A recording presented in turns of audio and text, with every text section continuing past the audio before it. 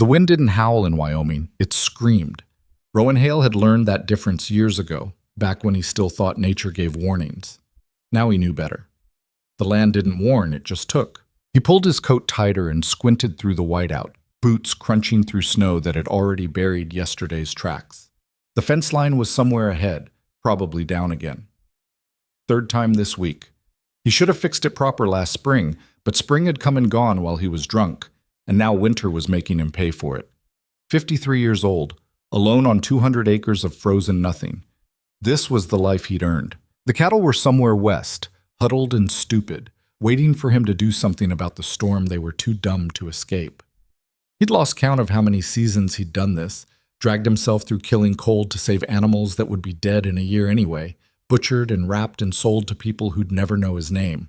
His father used to say ranching was honest work. His father had also drunk himself to death by 47, so Rowan didn't put much stock in the old man's philosophy. The fence post emerged from the snow like a broken tooth. Down. Of course it was down. Rowan knelt, his knees popping loud enough to hear over the wind, and started working the wire free from the ice. His hands were numb even through the gloves. Another hour of this, and he'd lose feeling in his fingers for a day. 2 hours, and he might lose the fingers. He was weighing his options when he saw it. A shape, dark against the white, wrong. Rowan stood slowly, wire falling from his hands. The wind was pushing so hard he had to lean into it, eyes watering, but the shape didn't move. Didn't shift, just lay there like a stain on fresh canvas. Not a cow. Too small. Not a wolf. Wrong outline. He started walking before his brain caught up with his legs. 20 feet away, he knew. 10 feet away, he was sure. By the time he reached her, he was already doing the math on how long she'd been out here and what that meant for her chances. A woman. Face down in the snow, one arm stretched out like she'd been crawling. Dark hair frozen stiff. Heavy wool dress caked with ice. No coat, no hat, no gloves. Jesus, Rowan muttered and dropped to his knees beside her. He grabbed her shoulder and turned her over. Her face was pale. Not winter pale, but corpse pale. Blue lips. Ice crystals in her eyelashes. He pressed 2 fingers to her throat, his own hand shaking so bad he almost couldn't feel anything. Then, there. Faint. Slow. A pulse that had no right to still be there. Hey. His voice came out rough, unused to talking. Hey, can you hear me? Nothing. Her eyes didn't even flutter. Rowan looked around like there might be answers in the storm. There weren't, just white and wind and cold that would kill them both if he stood here thinking too long. He got his arms under her and lifted. She was lighter than she should have been, too light. The dress was soaked through, heavy with ice, but under it there was almost nothing to her. He turned toward home and started walking. The ranch house was a half-mile back. Might as well have been 10. His shoulders were burning after the first 100 yards. After 200, his thighs were cramping. At 300, he had to stop and readjust her weight, his breath coming in gasps that froze on his beard. She didn't move, didn't make a sound. He kept walking. The house appeared through the snow like a miracle he didn't believe in, low and dark, windows black, the porch sagging on one side where he still hadn't fixed the support beam. It looked like what it was, a place where someone had given up.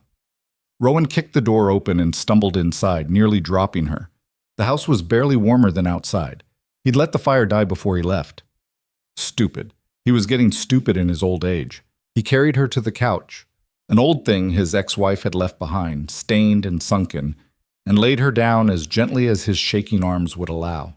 Then he moved fast, the way you move when you're trying not to think about what happens if you fail. Fire first. He had kindling laid from yesterday, and the match caught on the second strike. He fed it larger pieces, then logs, until the flames were high enough to matter.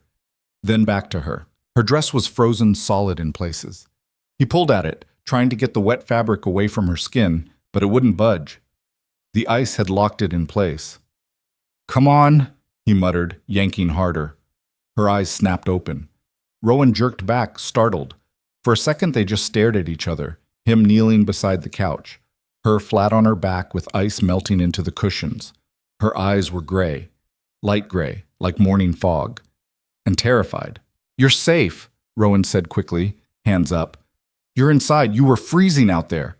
She tried to sit up and gasped, face twisting in pain. Her hand went to her side, clutching at something he couldn't see under the dress. "Don't move," Rowan said. "You're hurt. Just stay still." She didn't listen. She pushed herself up anyway, shaking so hard her teeth rattled, and swung her legs off the couch. Her feet hit the floor and she tried to stand. Her knees buckled immediately. Rowan caught her before she hit the ground, and she let out a sound, small and broken, that made something twist in his chest. "Easy," he said. "I've got you. Just sit back down, please." For a moment she resisted, her whole body rigid. Then something gave way and she collapsed back onto the couch, breathing hard. "I need to get this dress off you," Rowan said, keeping his voice level. "You're soaked through. You'll die of cold if—" "No." The word came out sharp, final. Rowan blinked. "You'll freeze." "No," she said again, and this time her hand clamped down on the dress so hard her knuckles went white. He sat back on his heels, studying her. She was looking at him like he might strike her, like she was waiting for it. "Okay," he said slowly. "Okay. No dress. But I need to get you warm, you understand?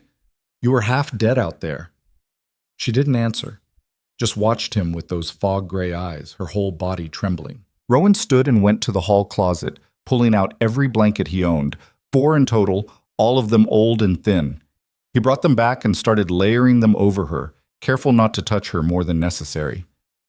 "There's a bedroom upstairs," he said.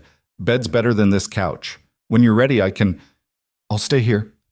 Her voice was quiet, hoarse, like she hadn't used it in a long time. "All right." Rowan stepped back, giving her space. "You need water, food. When's the last time you ate?" She didn't answer. He went to the kitchen and filled a glass from the tap. When he came back, she was sitting up straighter, the blankets pulled tight around her shoulders. She took the glass with both hands and drank like someone who'd forgotten what water tasted like. "Slow," Rowan said. "You'll make yourself sick." She ignored him and drained the glass, then held it out for more.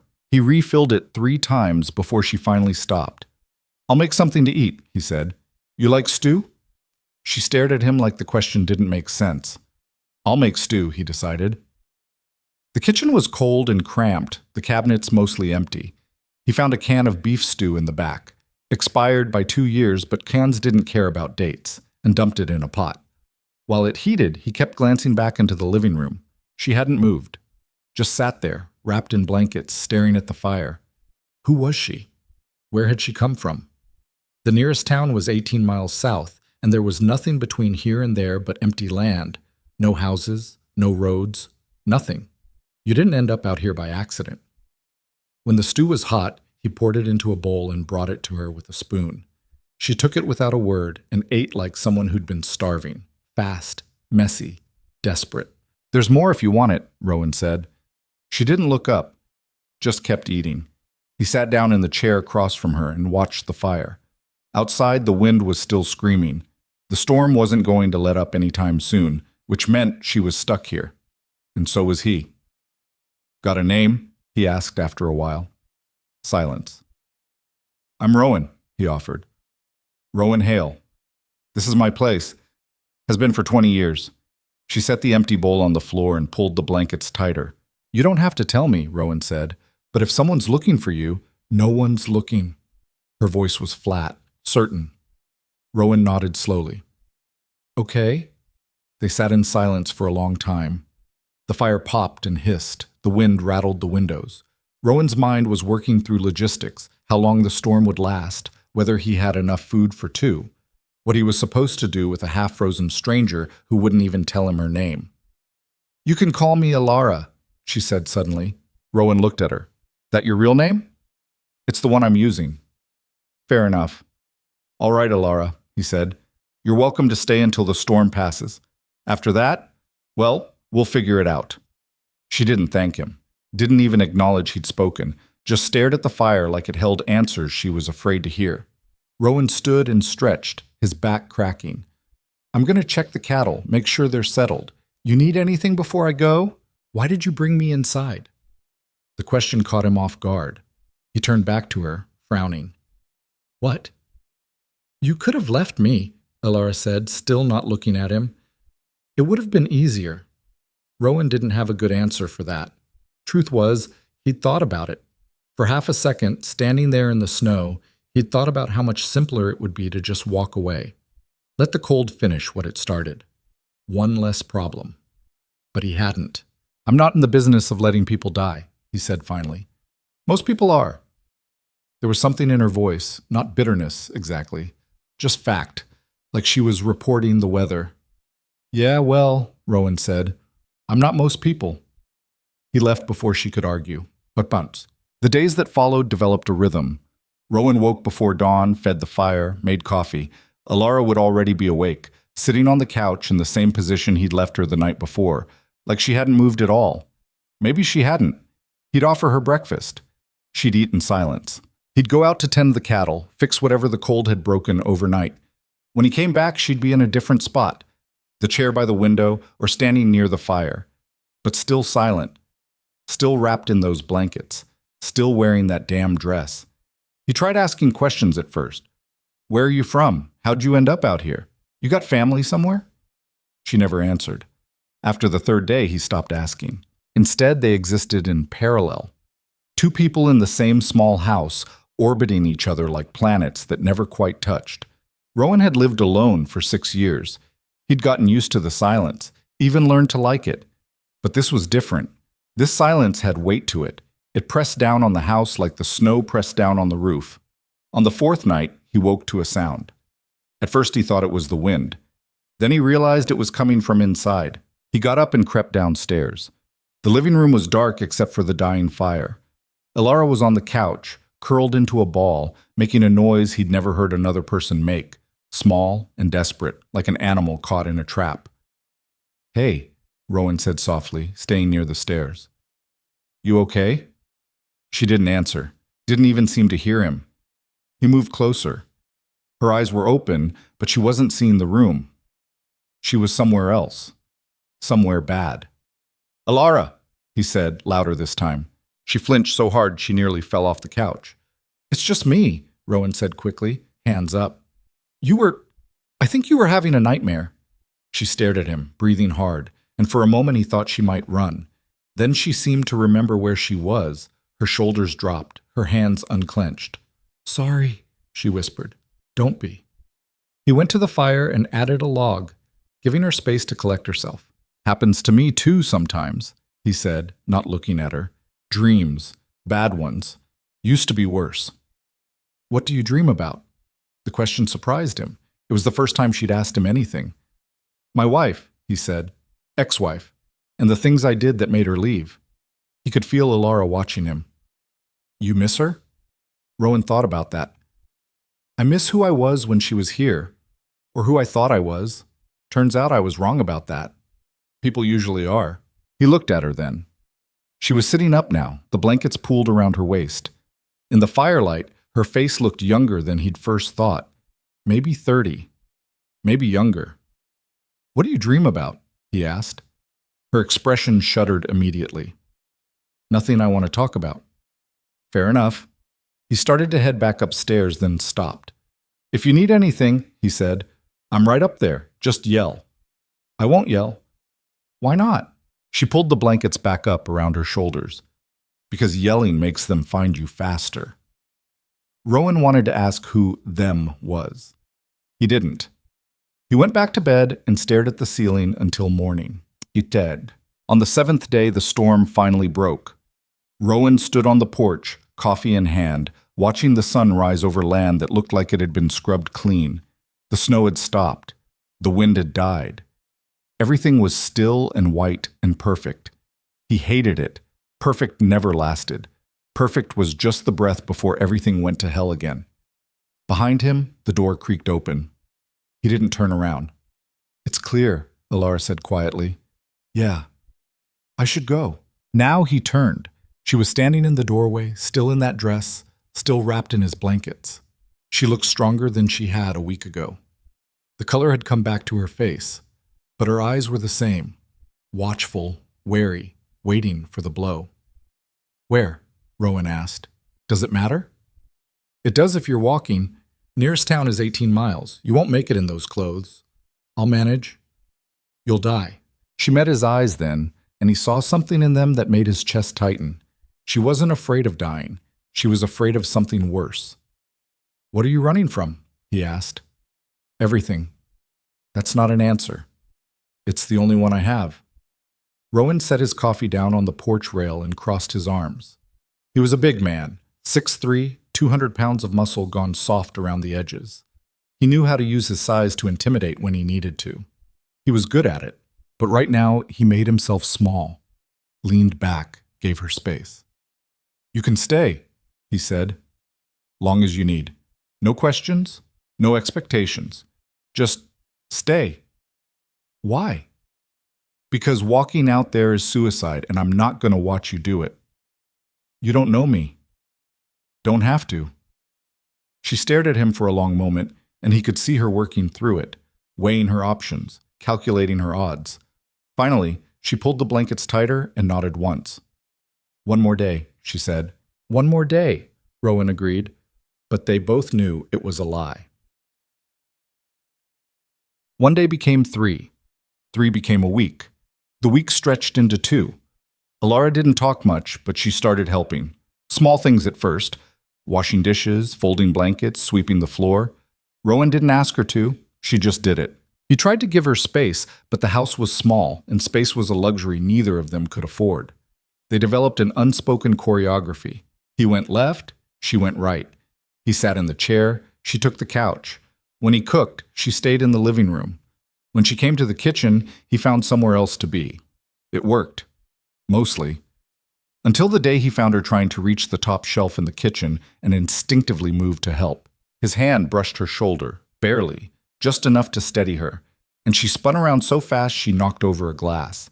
It shattered on the floor between them. "Don't," she said, her voice sharp and small at the same time. Rowan stepped back immediately, hands up. I was just trying to help." She was shaking, full-body tremors that she couldn't hide. "I'm sorry," he said. "I should have asked first." She didn't answer, just stood there breathing hard, staring at the broken glass like it might come to life and attack her. Rowan knelt slowly and started picking up the pieces. After a moment, Alara knelt too, her hand still shaking as she reached for a shard.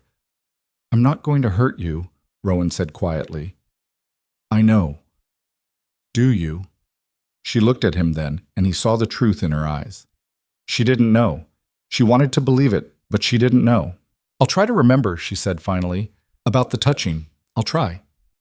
"You don't have to try. I'll ask. Before. Always." She nodded and went back to picking up glass. They cleaned up the mess in silence. When they were done, Alara went back to the couch and Rowan went outside to chop wood he didn't need.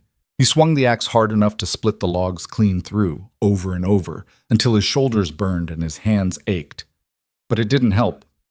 He kept seeing the look on her face when he touched her, the fear. Someone had hurt her, bad enough that a simple touch sent her spinning into panic. And whoever it was, they were the reason she'd been dying in the snow. Rowan brought the axe down one more time, burying it in the stump. He didn't know who they were, but he was starting to think he hated them anyway. But 3 weeks in, Alara started talking. Not a lot, just small things, comments about the weather, questions about the ranch. Once, she even almost smiled when he told a story about a cow that had gotten stuck in a fence and taken half the fence with her when she finally broke free. It felt like progress. It felt like maybe she was starting to believe she was safe here. Then one night, she asked the question that changed everything.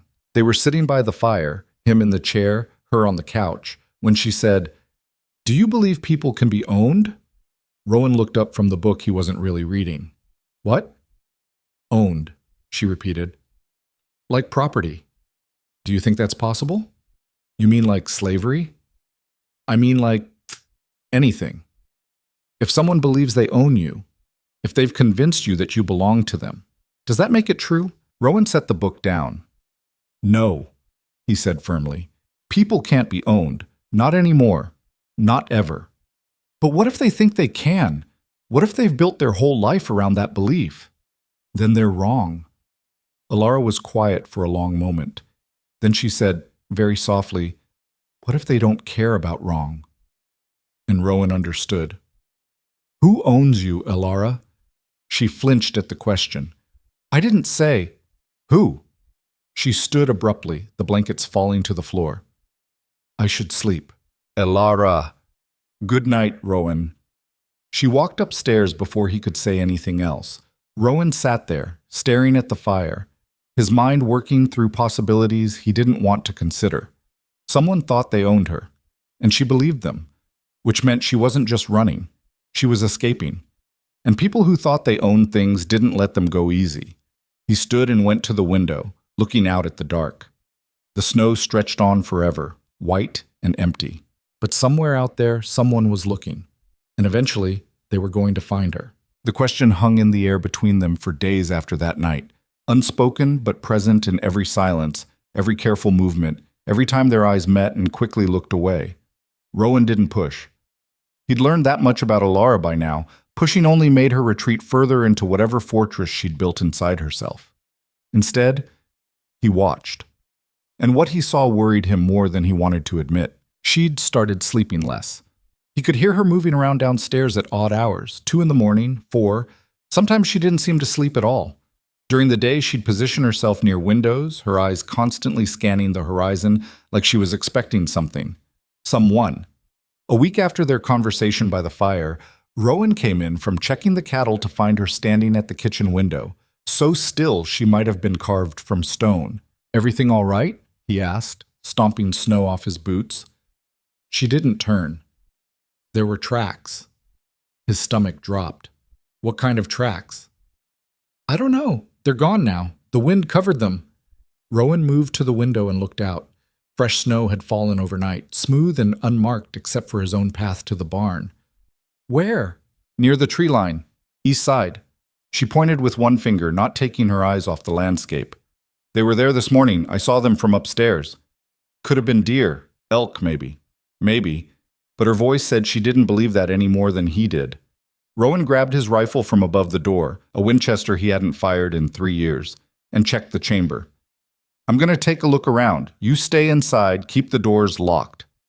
Rowan, just precaution, he said, meeting her eyes. Probably nothing, but I'd rather know for sure. She nodded slowly, her hand moving unconsciously to grip the fabric of her dress at her side. That gesture. He'd seen it 100 times now, always when she was afraid, like she was holding on to the only thing she had left. He went out into the cold, rifle slung over his shoulder, and made a wide circle around the property. The snow was fresh enough that any tracks would show clear, but there was nothing, just wind-sculpted drifts and the distant line of trees standing black against white. Still, the back of his neck prickled the whole time, the feeling of being watched. When he got back to the house, Elara was exactly where he'd left her, staring out the window. Nothing, he said, setting the rifle back in its place. If there was something, it's long gone now. Okay. Elara, if there's something you need to tell me, there's nothing to tell. But the way she said it, flat and rehearsed, told him everything he needed to know. She was lying, not to him exactly, to herself maybe, or trying to. That night, he slept with the rifle next to his bed. The next morning brought new snow and no tracks. The morning after that, the same. By the 4th day, even Elara seemed to relax slightly, though she still checked the windows more often than any person should need to. Rowan tried to establish some kind of normalcy.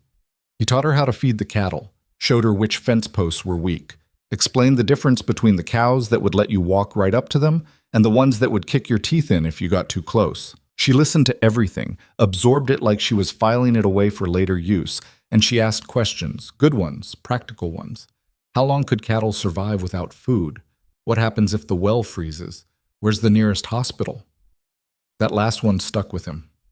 32 miles south, he said. Place called Mercy General. Why? She shrugged. Just seems like something a person should know. You planning on needing a hospital? I'm planning on knowing where one is. Fair enough. It was during one of these teaching sessions, out by the barn while he showed her how to properly stack hay bales, that she finally spoke about herself. Not much. Just enough to crack the door open. I grew up on a farm, she said suddenly, lifting a bale with surprising strength. Smaller than this.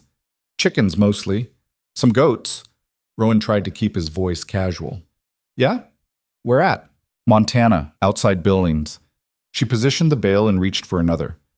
My father raised me. My mother died when I was young. Cancer.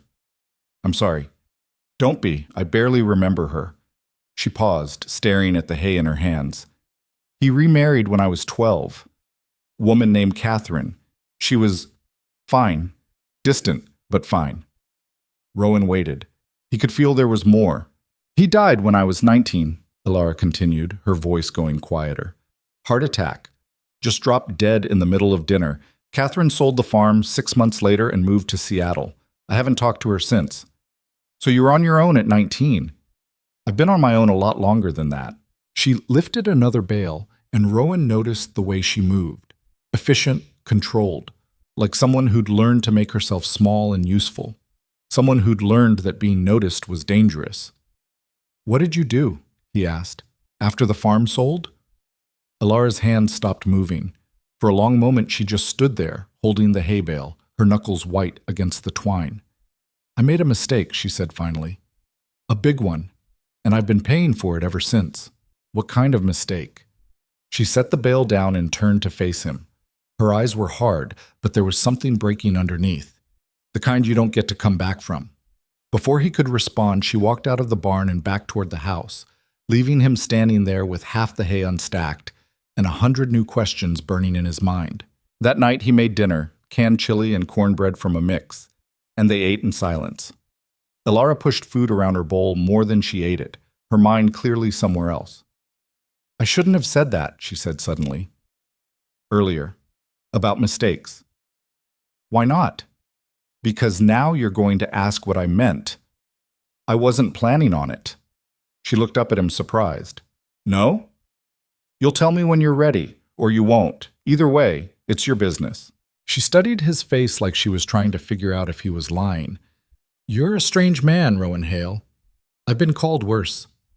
I'm sure you have. There might have been the ghost of a smile on her face. Might have been. It was gone too fast to tell. After dinner, Rowan went out to check on the generator. They were due for more snow overnight, and the last thing he needed was to lose power in the middle of a storm. He was elbow deep in the engine compartment when he heard the screen door slam. Ilara came around the corner of the house, wrapped in one of his old coats that was 3 sizes too big for her. Need help? Depends. You know anything about generators? Not a thing. Then no, but you can keep me company if you want. She leaned against the side of the house and watched him work. The sun was setting, painting the snow in shades of pink and gold that would have been beautiful if you didn't know how fast that beauty would turn to killing cold. Can I ask you something? Ilara said after a while.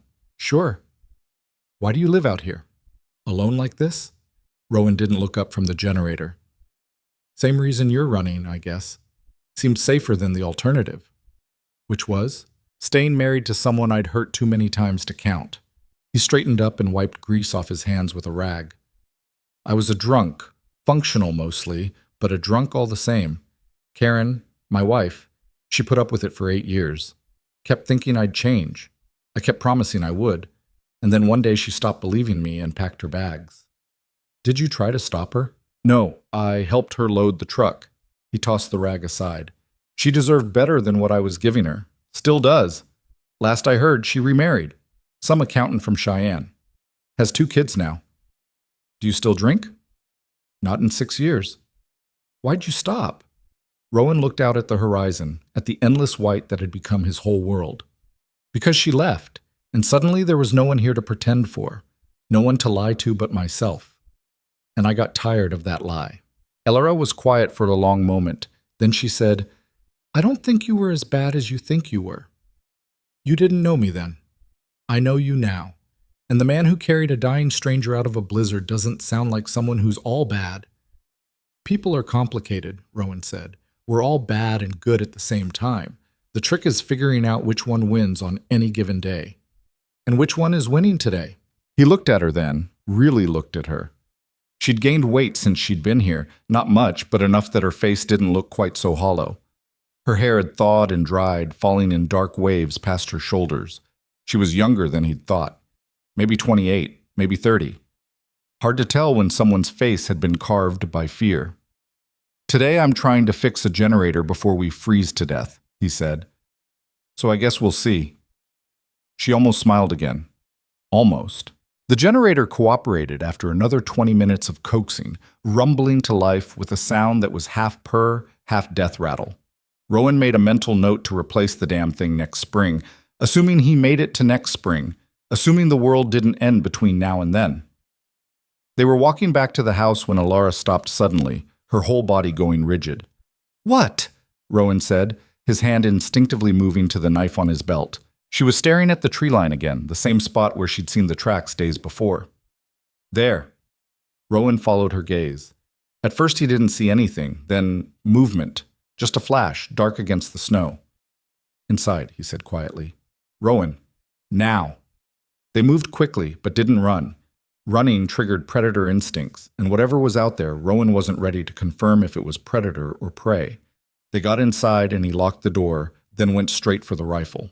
"Could be an elk," he said, checking the chamber again. "Could be a wolf. Could be nothing." "It's not nothing."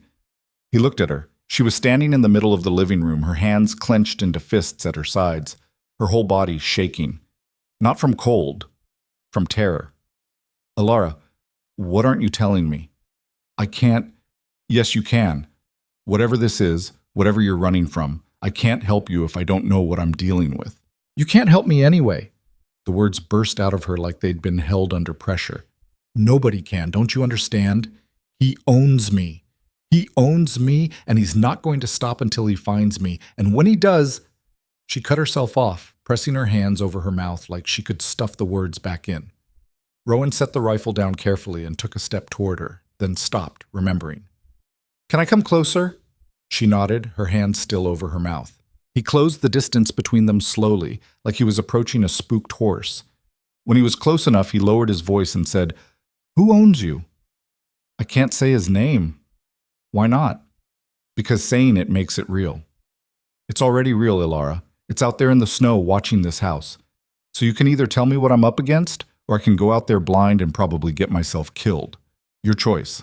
She dropped her hands. Her face was pale, her eyes wet, but no tears falling. "His name is Dr. Marcus Venn." The name meant nothing to Rowan, but the way she said it, like it tasted like poison, told him everything he needed to know about the man. "Doctor," Rowan repeated. "Medical doctor?" "He calls himself that. He has degrees, credentials. A practice in Great Falls where he sees patients and plays the part of a respected professional." Her voice was shaking now, words tumbling out faster. "But that's not what he is. That's not what he does." "What does he do?" Alara walked to the window and looked out, her arms wrapped around herself. "He collects women. That's what he calls it. Collecting. Like we're things, objects. He finds women who have nowhere to go, no one looking for them, and he offers them help, a place to stay, medical care, safety. And then? And then he makes sure they can't leave." She turned to face him. "He has a compound, north of Great Falls, hidden in the mountains. Looks like a wellness retreat from the outside, all glass and modern architecture and beautiful views. But underneath, there are rooms, locked rooms, and that's where he keeps us." Rowan felt something cold settle in his stomach. "How many?" "I don't know. I only saw 6 others while I was there, but I heard him talking once on the phone. He mentioned numbers. Inventory, he called it. 20, maybe more." "For how long? How long were you there?" Alara's laugh was bitter and broken. 3 years, 4 months, 18 days. The precision of it hit Rowan like a fist. She'd been counting. Every single day she'd been counting. "He kept you locked up for 3 years. "He kept me alive for 3 years, she corrected. "There's a difference. Locked up means you still have agency." "I didn't. None of us did. We were his experiments, his research subjects, his property." "Experiments?" Rowan's jaw tightened. "What kind of experiments?" "The kind that leave scars." She said it simply, matter of fact, but Rowan saw the way her hand moved to her side again, gripping the dress, holding on to whatever was underneath. "He hurt you. He studied me. Pain tolerance, healing rates, psychological breaking points. He's very thorough, takes detailed notes. He used to read them to me sometimes, like he was proud of his work." Rowan had to turn away. He walked to the fireplace and braced his hands against the mantel, his whole body shaking with an anger he hadn't felt in years, the kind of anger that made men do stupid, dangerous things. "How did you get out?" he asked when he trusted his voice. "There was a fire, small one, in the kitchen. Nothing serious, but it triggered the alarm system. The doors unlocked automatically, safety feature he'd overlooked. I was in the hallway when it happened. I didn't think. I just ran. And he's been looking for you ever since. He doesn't let his property go easily." Rowan turned back to face her. "You're not property. Try telling him that." "I will. When he shows up, I'll tell him exactly that." Alara shook her head. "You don't understand. He's not just going to knock on the door and ask politely. He'll bring people. Men who do what he tells them without question. And they won't stop. They'll burn this place to the ground if they have to. Let them try." "Rowan, you can't." "I can, and I will." He picked up the rifle again. "You're under my roof now. That makes you my responsibility. And I don't give up my responsibilities easy." "This is insane. You don't owe me anything." "Maybe not. But I'm doing it anyway." They stared at each other across the room, two stubborn people refusing to back down. Finally, Alara broke the silence. "Why?" "Because someone should have done it 3 years ago. Someone should have stopped him before he ever laid hands on you. And since they didn't, I guess it falls to me." "You're going to get yourself killed." "Probably." Rowan checked the rifle's sight. "But at least I'll die doing something that matters." The look on her face was complicated, gratitude and terror, and something else he couldn't quite name. Then she crossed the room and did something he never expected. She hugged him. It was brief, awkward, her whole body stiff like she'd forgotten how. But she did it, and when she stepped back there were tears on her face. "Thank you," she whispered. Rowan nodded, not trusting himself to speak. That night, neither of them slept. Rowan sat in the chair by the window, rifle across his lap, watching the tree line. Alara sat on the couch, wrapped in blankets, watching him. "Tell me about her," she said after midnight. "Your wife." "Why?" "Because if we're going to die tomorrow, I'd like to know something real about you first." Rowan was quiet for a long moment. Then he started talking. "Her name was Karen Mitchell before she married me. Grew up in Laramie, daughter of a Methodist preacher. Came to Wyoming to teach school. I met her at a bar. Ironic, considering, and spent 6 months working up the courage to ask her out." "What was she like?" "Patient. Too patient, probably. She believed people could change if they wanted to badly enough. Believed in second chances, third chances. Hell, she gave me chances I didn't deserve." "Did you love her?" "More than I knew how to show." That was the problem. I loved her, but I loved the bottle more. And eventually she figured that out. "Do you regret it?" "Every day." Alara pulled the blankets tighter. "I was engaged once, before Ven. His name was Thomas. He was a mechanic, good with his hands, terrible with words. He proposed at a rest stop outside Billings, gave me a ring he'd bought at a pawn shop." "What happened?" I said yes. We were going to get married in the spring, but then my father died, and Catherine sold the farm, and I had nowhere to go. Thomas offered to help, but his family was struggling too. I didn't want to be a burden, so I left." "Where'd you go?" "Great Falls. I'd heard there were jobs in the city. I thought I could make it on my own." She laughed, but there was no humor in it. "I lasted 3 weeks before I ran out of money. That's when I met Dr. Van." "How?" "He found me at a shelter. Showed up one day offering free medical exams, said he was doing community outreach. I had a cough that wouldn't quit, so I let him check me out. He was kind, professional, told me I needed medication but couldn't afford it on my own. Then he offered me a job. At the compound. He called it a research facility. Said he was studying long-term health outcomes in controlled environments, offered room, board, and a stipend. It sounded too good to be true." "It was." "Yeah." Alara's voice went flat. "By the time I figured that out, the doors were already locked." They sat in silence after that, watching the snow fall outside. Rowan kept his eyes on the tree line, but nothing moved. Whatever had been out there earlier was either gone or waiting. Around 3 in the morning, Alara spoke again. "He branded me." Rowan's head snapped toward her. "What?" "Ven, he brands his property. Says it's to ensure we don't forget who we belong to." Her hand moved to her side again. "It's under the dress." On my ribs. His initials. MV. The anger Rowan had been holding back surged up so fast he had to grip the rifle to keep from putting his fist through the wall. That's why you won't take it off. That's why. Ilara, don't. Please don't say you're sorry or that it's not my fault or any of the things people say. I've heard them all in my head 1,000 times. They don't help. What does help? She thought about that. Knowing that someone else knows. That I'm not carrying it alone anymore. That helps. Rowan nodded. He understood that. The weight of secrets, how they grew heavier the longer you held them. I've got you, he said quietly. Whatever comes next, you're not facing it alone. You're a good man, Rowan Hale. No, I'm not. But I'm trying. That's more than most people do. Dawn came slow and gray, the sun buried behind thick clouds that promised more snow. Rowan made coffee and breakfast, eggs from the chickens he'd been neglecting, toast from bread that was a day away from moldy. They ate without talking, both of them listening to the silence outside. I need to check the cattle, Rowan said, draining his coffee. Make sure they made it through the night. I'm coming with you. Ilara, I'm not staying here alone, not today. He wanted to argue, but the look on her face stopped him. She was terrified, yes, but there was something else there too. Determination. She was done running. All right, he said, but stay close, and if I tell you to run, you run. Understood? Understood. They bundled up and went out into the cold. The cattle were huddled near the barn, breath steaming in the frozen air. Rowan counted them out of habit, 18 total, all accounted for. He checked the water trough, broke up the ice with a hammer, filled it from the pump. Ilara stood nearby, scanning the tree line like a sentry. She was wearing the too big coat and a pair of his old boots, her hair tucked under a knit cap. She looked small and fierce at the same time. Nothing, she said after a while.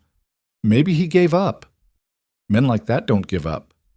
Then maybe he went back to look somewhere else. Maybe. But Rowan didn't believe it. People like Ven, people who thought they owned other people, they didn't just give up. They waited. They planned. And when they struck hard. They were walking back to the house when Rowan saw it. Fresh tire tracks in the snow, leading up to the main road and then turning west. Wide tires. Heavy vehicle. Recent enough that the snow hadn't filled them in yet. He was here, Ilara whispered, staring at the tracks. Last night, while we were inside. Rowan knelt and examined the prints. SUV, probably, 4-wheel drive. Stopped right here, then turned around and left. Why would he leave? Could be he's waiting for backup. Could be he's making sure this is the right place. Either way, he knows where you are now. Ilara's face had gone white. We need to leave. Right now, before he comes back. Where would we go? If he found you here, he can find you anywhere. Then what do we do? Rowan stood and looked back toward the house, his mind working through options. They had maybe a day, maybe less, before Ven came back with whoever he was bringing.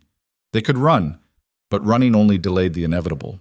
They could call the police, but Ilara had already explained why that wouldn't work. Ven had connections, money, lawyers who could make her look crazy and him look innocent, which left one option. We make a stand, Rowan said. Are you insane? Probably, but it's better than spending the rest of your life looking over your shoulder. He'll kill you. He'll try. Ilara grabbed his arm, her grip surprisingly strong. Rowan, please, I can't watch another person die because of me. Who else died? She let go and turned away.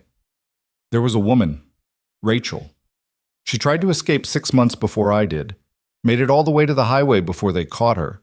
Ven made all of us watch what he did to her, to make sure we understood the consequences. What happened to her? He didn't kill her. That would have been kinder.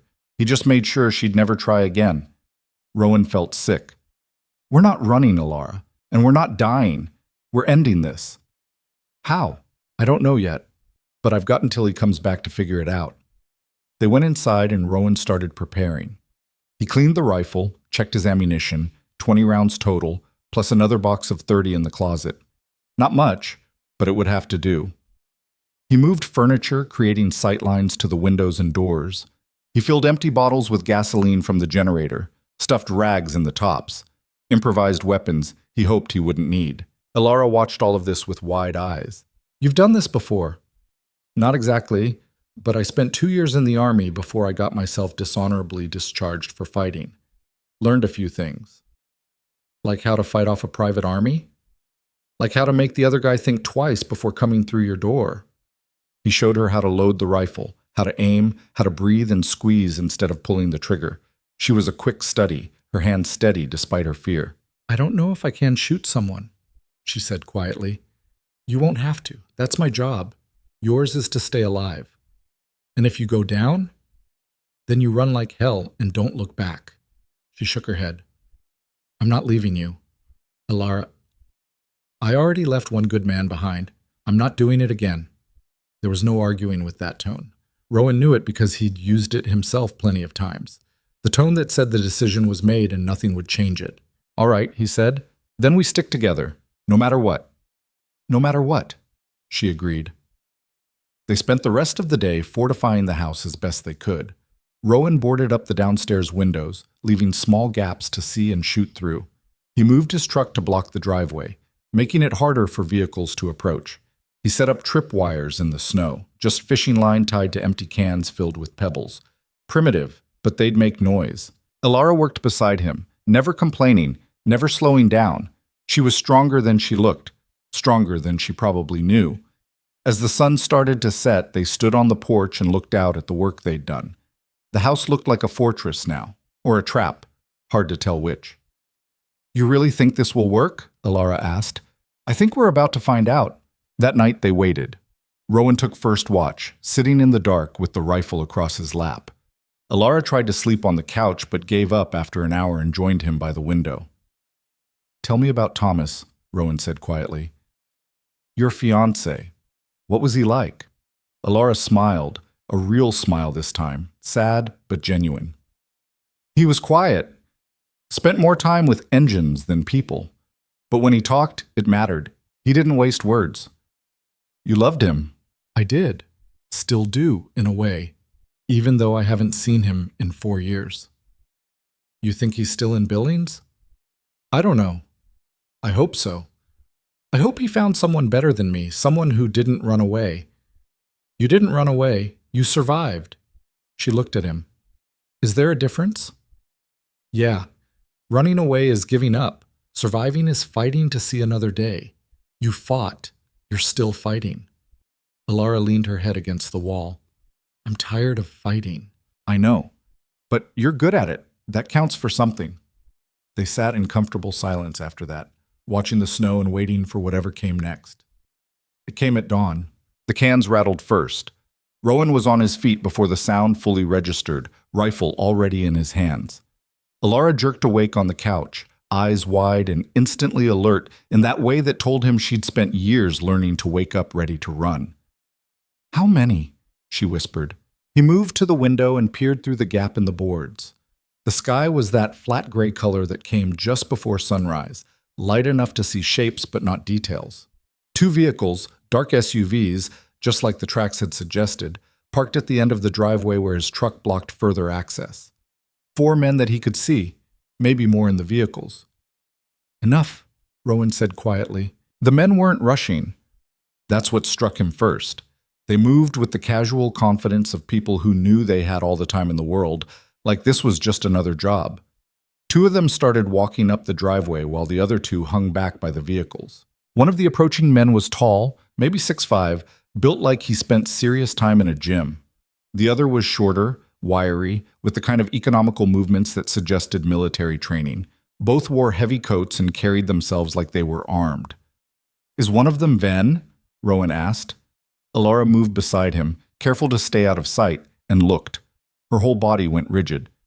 "The one by the first SUV. Gray coat. That's him." Rowan shifted his angle and spotted the man she meant. Average height, maybe 50 years old, with silver hair and wire-rimmed glasses that caught the dim light. He stood with his hands in his pockets, watching his men approach the house like he was observing an experiment. Which, Rowan supposed, he probably was. "Stay away from the windows," Rowan said. "Get behind the couch. If shooting starts, you keep your head down." "What are you going to do?" "Talk first, shoot second." The 2 men reached the porch. The big one knocked, 3 solid thumps that shook the door in its frame. "Mr. Hale," a voice called out. Professional, polite, like they were selling insurance. "We know you're in there. We'd like to have a conversation." Rowan didn't answer. He moved to a position where he could see the door and kept the rifle trained on it. Another knock. "Mr. Hale, we're not here to cause trouble. We're just looking for someone. A young woman, dark hair, about 5'6". "She's sick, Mr. Hale. She needs medical attention. We're here to help her." "Lying piece of trash," Alara hissed from behind the couch. The voice continued. "We've been authorized to offer compensation for your trouble. $5,000, cash, if you just open the door and let us talk." Rowan stayed silent. Every instinct told him that opening that door would be the last mistake he ever made. A longer pause this time. Then the sound of footsteps on the porch, moving to the window. Rowan saw the big man's face appear at the gap in the boards, peering inside. Their eyes met. The man smiled. It wasn't a friendly smile. "He's armed," the man called back toward the vehicles. "Rifle. Looks like a Winchester." "Of course he is," a new voice answered. Ven's voice, smooth and cultured, with just a hint of amusement. "Mr. Hale is protecting his property. That's admirable. Very American." Ven started walking up the driveway, his hands still in his pockets, completely unconcerned about the rifle pointed in his general direction. The 2 men on the porch stepped aside to let him approach. He stopped at the bottom of the porch steps and tilted his head, studying the boarded windows like they were an interesting puzzle. "Mr. Hale," he said, "I'm Dr. Marcus Ven. I believe you have something that belongs to me." Rowan found his voice. "People don't belong to other people." "A noble sentiment. I don't disagree with the philosophy. But legally speaking, the young woman in your home signed a contract. A very detailed contract that grants me certain rights regarding her care and custody. I have the paperwork in my vehicle if you'd like to review it." "Contract signed under duress isn't worth the paper it's printed on." Ven smiled. "You're better educated than I expected, but duress is such a subjective term, don't you think? What one person considers coercion, another might view as simple persuasion. It would take years in court to determine the difference. Years that Miss Voss doesn't have." "Her name is Alara," Rowan said, "and she's not going anywhere with you." "I admire your conviction, truly. But you're out of your depth here, Mr. Hale. This isn't a situation you can solve with frontier justice and a hunting rifle. Watch me." Ven's smile widened. "You're planning to shoot me? Right now? In front of witnesses? My associates are filming this conversation, Mr. Hale. Everything you say and do is being recorded. If you pull that trigger, you won't be a hero. You'll be a murderer. And Miss Voss will end up exactly where she started. Except now she'll have your death on her conscience." Rowan's finger tensed on the trigger. Ven was right, and they both knew it. Shooting an unarmed man on your own property might fly in some situations, but not when the man had lawyers and money and a camera recording everything. "Smart man," Ven said, reading the hesitation. "Now, let's discuss this reasonably. I'm prepared to be generous, $10,000. That's enough to fix this ranch up, replace that generator I heard struggling last night, maybe even take a vacation. All you have to do is step aside. Go to hell." "I've been there, Mr. Hale. It's not as bad as people say." Ven took a step closer. 15,000. Final offer. "You could offer me $1 million. Answer's still no."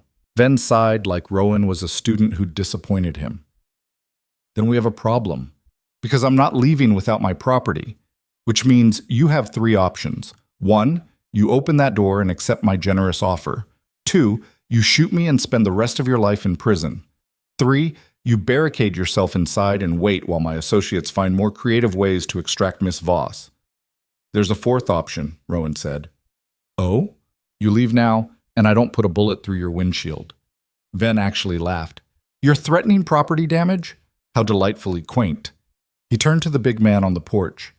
"Carter, show Mr. Hale what we think of his threats." Carter pulled something from his coat.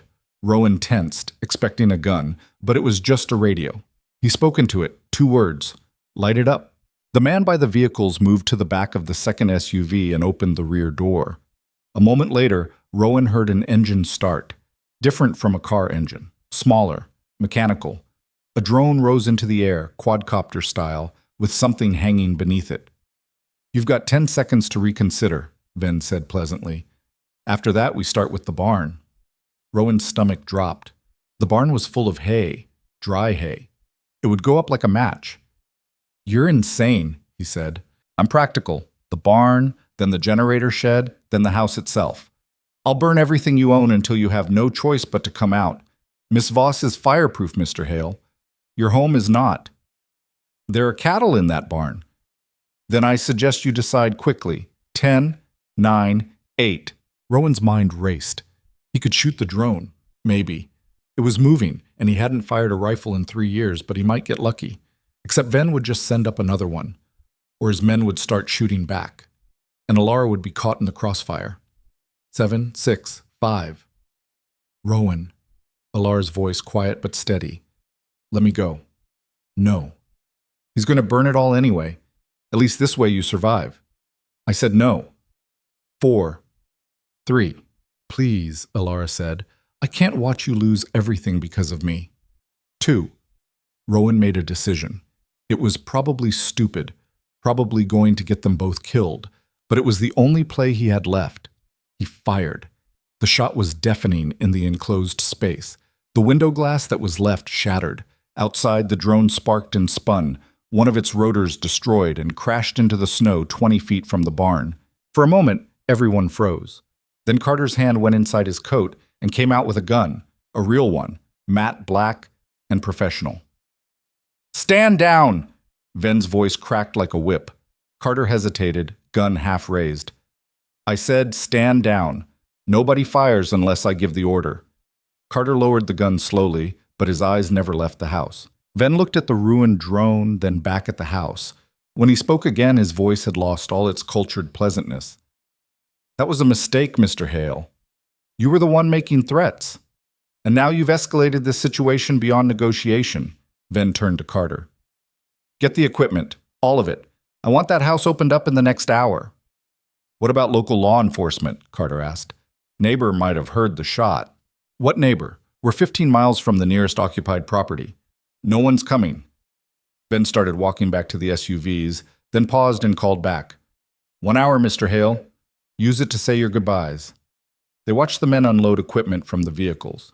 A battering ram. Bolt cutters. What looked like a portable welding torch.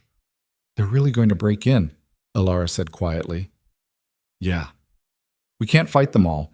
Even if you're the best shot in Wyoming, there are too many." Rowan worked the bolt on the rifle, ejecting the spent casing. "Then we don't fight them here." "What?" He turned to look at her. "There's a root cellar. Entrance in the kitchen, behind the pantry. Goes down about 12 feet, then tunnels out to an exit near the tree line. My grandfather built it during the Cold War, thought the Russians were going to nuke us all." "You want to run?" "I want to survive. There's a difference." He moved to the kitchen and pulled the pantry shelf aside, revealing a trapdoor in the floor. "We go down. We come up outside. We disappear into the woods. By the time they realize we're gone, we'll have a head start."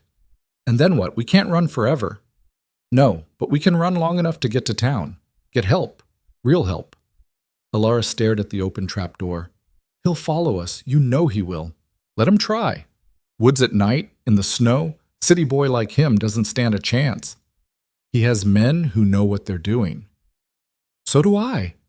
Rowan grabbed a backpack from the closet and started filling it. Food, water, matches, a knife, extra ammunition. "I grew up in these woods, hunted them since I was 8 years old. They want to track us? Fine. But they'll be doing it on my territory." Outside, the men were setting up. Carter had the battering ram positioned at the door. Another man, the wiry one Rowan had noticed earlier, was checking the windows, looking for weak points. "We've got maybe 20 minutes before they breach," Rowan said. "After that, this whole conversation becomes irrelevant." Alara was still staring at the trapdoor. Then she looked up at him, and he saw something in her eyes he hadn't seen before. Not fear, not resignation, something harder. "Okay," she said, "but I need something first." "What?" She walked to the fireplace and picked up the poker. Then she went to the bathroom and closed the door. Rowan heard water running. A long silence. Then a sound that made his blood run cold. Alara screaming, just went once, short and sharp. He was at the bathroom door in 3 steps. "Alara! Don't come in!" Her voice was shaking but determined. "Just don't!" "What did you do?" The door opened. She stood there, pale and sweating, with the poker in one hand. The tip was red. "I burned it off," she said. "The brand. I'm not wearing his mark anymore." Rowan looked at her in shock. The dress was pulled up slightly on one side, and he could see the edge of a fresh burn on her ribs, raw and red, but the shape of the letters was gone, replaced by formless scar tissue. "That's infected," he said automatically. "You need antibiotics. I'll worry about infection after we're not dead." She dropped the poker and straightened up, wincing. "Let's go." Rowan wanted to argue, wanted to tell her she was crazy, but there wasn't time. The sound of the battering ram hitting the door echoed through the house. Once, twice, the wood splintering on the third hit. "Now," he said, and they dropped into the cellar. The darkness was absolute. Rowan found the flashlight he'd stashed down here years ago and clicked it on. The beam showed a narrow space, dirt walls held up by timber beams that had been here since 1962. The air smelled like earth and rot and old fear. Above them, the battering ram hit again. Voices shouting. The sound of the door finally giving way. "Move," Rowan whispered and started crawling toward the far end of the tunnel. It was tight, barely wide enough for his shoulders. Alara was smaller, but he could hear her breathing hard behind him, the kind of breathing that came from pushing through pain. The burn on her side must be agony in this confined space, but she didn't complain. The tunnel seemed longer than he remembered. It had been years since he'd been down here, not since Karen left, and he'd come down drunk one night thinking about how easy it would be to just seal himself in and wait for the end. He'd sobered up instead, fixed the exit hatch, then never came back, until now. Behind them, the sounds of the house being ransacked filtered down through the dirt. Men shouting, furniture being thrown. They were tearing the place apart looking for them. "Where are they?" Ven's voice, muffled but audible. "Check everything. They didn't just vanish." Rowan reached the exit hatch and pushed. It didn't budge. He pushed harder, and something gave. Snow, piled up on top of the door. He shoved with both shoulders, and the hatch finally opened, dumping snow down on his head. Cold air rushed in, sharp and clean after the stale tunnel air. He pulled himself up and out, then reached back to help Alara. She grabbed his hand, and he hauled her up into the pre-dawn light. They were in the trees, 50 yards from the house. Through the branches, Rowan could see the men moving around inside, their flashlights cutting through the dark interior. "This way," he whispered, and started moving deeper into the woods. The snow was knee-deep in places, making every step exhausting. Alara struggled but kept up, one hand pressed against her side where the fresh burn must be screaming. Rowan tried to keep to the harder-packed snow where their tracks wouldn't show as clearly, but there was only so much he could do. They were leaving a trail. And Ven's men would find it eventually. They'd been walking for maybe 15 minutes when Rowan heard the shout from behind them. "Tracks, northwest of the house. Move faster," Rowan said, no longer whispering. Speed mattered more than silence now. They crashed through the woods, branches whipping at their faces. Alara was falling behind, her breathing ragged. Rowan grabbed her hand and pulled her along, ignoring her gasp of pain. "Can't stop," he said. "Not yet. I know." Behind them, more voices, the sound of men running. They were being pursued by people who were younger and fitter and probably not carrying 3-year-old trauma in every step. Rowan's mind raced through the geography. They were heading northwest, which meant the creek was somewhere ahead. This time of year it would be frozen, but the ice might not hold. If they could cross it and the ice broke under their pursuers, a gunshot cracked through the air. Bark exploded off a tree to Rowan's left. "They're shooting at us," Alara gasped. "Warning shots," Rowan said, though he wasn't sure he believed it. "They want you alive." "What about you?" "Let's not find out." The creek appeared ahead, a white slash through the trees, snow-covered ice reflecting the gray dawn. Rowan skidded down the bank and tested the ice with one foot. It creaked, but held. "Carefully," he said, starting across. "Spread your weight." They were halfway across when Alara's foot broke through. She went down to one knee, her leg plunging into the freezing water. "Help!" Rowan grabbed her arm and hauled her up. Her leg came free, soaked and already starting to freeze. They scrambled to the far bank and collapsed behind a fallen log. "Can you feel your toes?" Rowan asked. "No." "That's bad." "I know it's bad." She was shivering violently now, her teeth chattering. "What do we do?" Rowan looked back the way they'd come. He could see flashlights in the trees getting closer, maybe 5 minutes before they reached the creek. "We need to split up," he said. "What?" "No. Listen to me." He grabbed her shoulders, made her look at him. "You go west, follow the creek. About 2 miles down, there's an old hunting cabin. Doors usually unlocked. Get inside, start a fire, warm up that leg." "What about you?" "I'm going to lead them east, away from you." "They'll catch you." "Maybe, but at least you'll be safe." "Rowan, I'm not leaving you to—" "This isn't a discussion." His voice came out harsher than he meant. He softened it. "You wanted to know why I brought you inside that first night? Why I didn't just leave you in the snow?" She nodded, still shivering. "Because everyone deserves a chance to be free, and you never got yours. So I'm giving it to you now. Take it, please." Tears were freezing on her face. "I don't want to be free without you." The words hit him harder than he expected. For a moment he just looked at her, this woman who'd been broken and branded and hunted, who had every reason to trust no one, who was somehow trusting him with her life. "West," he said quietly. 2 miles, hunting cabin. Wait for me there." "How long?" "As long as it takes." She grabbed his face with both hands and kissed him, quick and desperate and tasting like fear and salt and something that might have been goodbye. Then she was gone, limping west along the creek, one leg dragging slightly. Rowan watched her disappear into the trees. Then he stood up, made sure he was visible from across the creek, and started running east. The shout went up immediately. "There! East side!" Rowan crashed through the undergrowth, making as much noise as possible. He wanted them to follow, needed them to follow.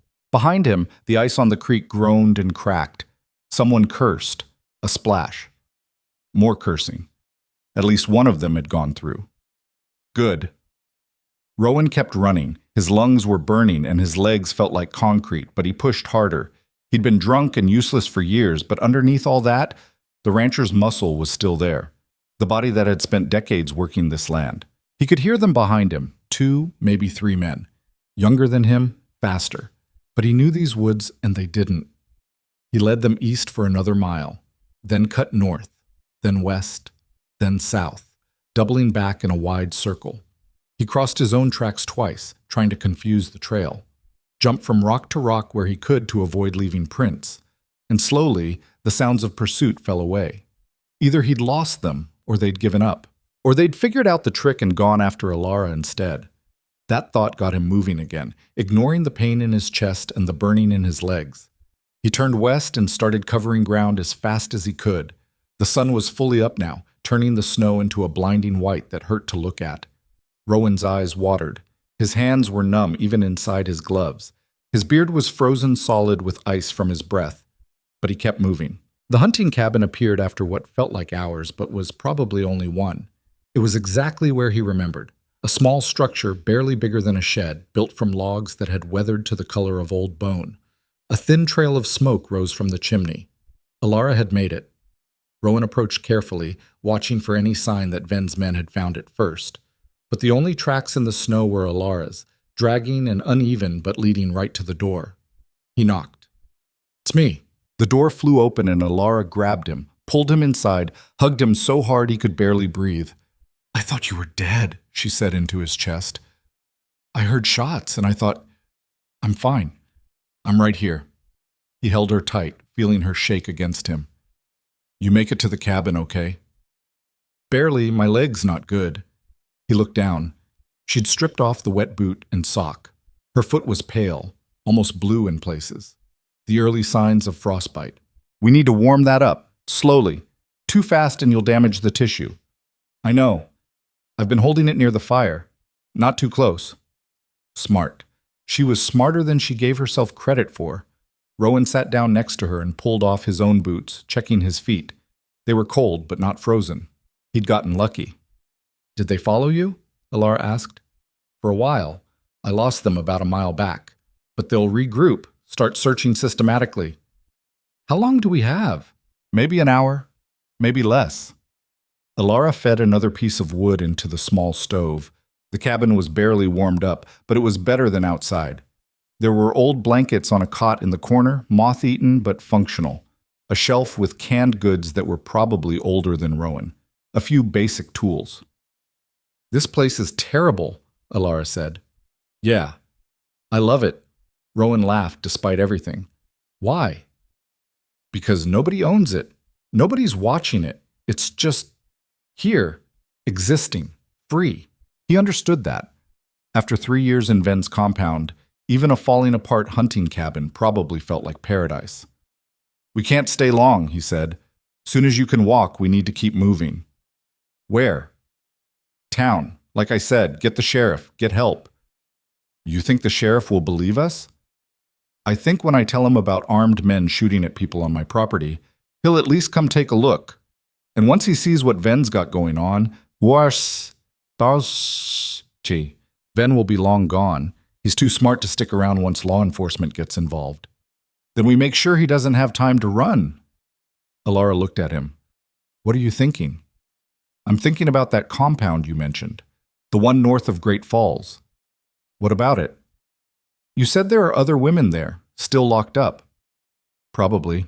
"Then we don't just run. We bring the whole thing down." Rowan leaned forward. "You tell the sheriff everything. About Ven, about the compound, about what he did to you. They get a warrant, they raid the place, they free everyone. And if they don't believe me, then I make them believe you." She smiled slightly. "How?" "By being very loud and very annoying until someone listens." They sat in silence for a while, warming up, gathering strength. Outside, the wind had picked up again. More snow was coming.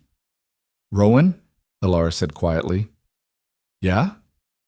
"Why did you kiss me back at the creek?" He was quiet for a long moment. "Because I wanted to. Because I thought it might be the last chance I got. Because—" He trailed off, trying to find the right words. "Because you're the first person in 6 years who made me remember what it feels like to care about someone. That's a lot of pressure to put on a person." "I know. I'm sorry." "Don't be." She rested her head on his shoulder. "I care about you too. I don't know when it happened. Maybe when you carried me out of the snow. Maybe when you didn't ask questions. Maybe when you stood on that porch and told a dangerous man to go to hell. I'm not a good man, Alara. Good men don't exist, just men who try. And you're trying harder than most." A sound outside made them both freeze. Voices. Distant, but getting closer. "Time to go," Rowan said, pulling his boots back on. Alara struggled with her own boot over her swollen foot. It barely fit. When she stood, she had to lean heavily on the wall. "Can you walk?" "I can do whatever I have to do." Rowan grabbed the backpack and opened the door carefully. The voices were coming from the south. 2 men, maybe 3. They'd found the cabin. "North," Rowan whispered. "Quietly." They slipped out and started moving through the trees. Alara was limping badly, each step obviously painful, but she didn't slow down. The voices behind them got louder. "Smoke! Someone's been here recently." "Check inside." They had maybe a minute before the men realized the cabin was empty and started looking for fresh tracks. Rowan spotted a rocky outcropping ahead and steered them toward it. The rocks meant no tracks. They scrambled up and over, dropping down on the far side into a small ravine. "Down here," he said, pulling Alara into a hollow beneath a fallen tree. "Don't move. Don't breathe." They pressed themselves against the frozen earth, covered in snow and dead leaves. The voices got louder, footsteps crunching through snow, very close now. "Tracks here. 2 sets. Recent." "Which way?" "North. They're heading for the road." "Call it in. Tell the doctor we're in pursuit." A radio crackled. More voices. Then the footsteps moved away, following the false trail toward the rocky outcrop. Rowan waited until he couldn't hear them anymore, then waited another 5 minutes. Finally, he tapped Alara's shoulder. "Move. Opposite direction. Now." They crawled out of the hollow and started south, moving as quickly as Alara's damaged foot would allow.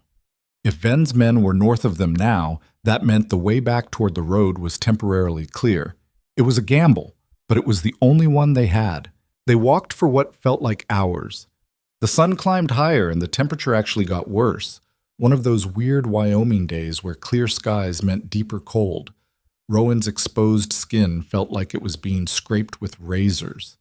Alara's face was white, her lips blue. "How much farther?" she asked through chattering teeth.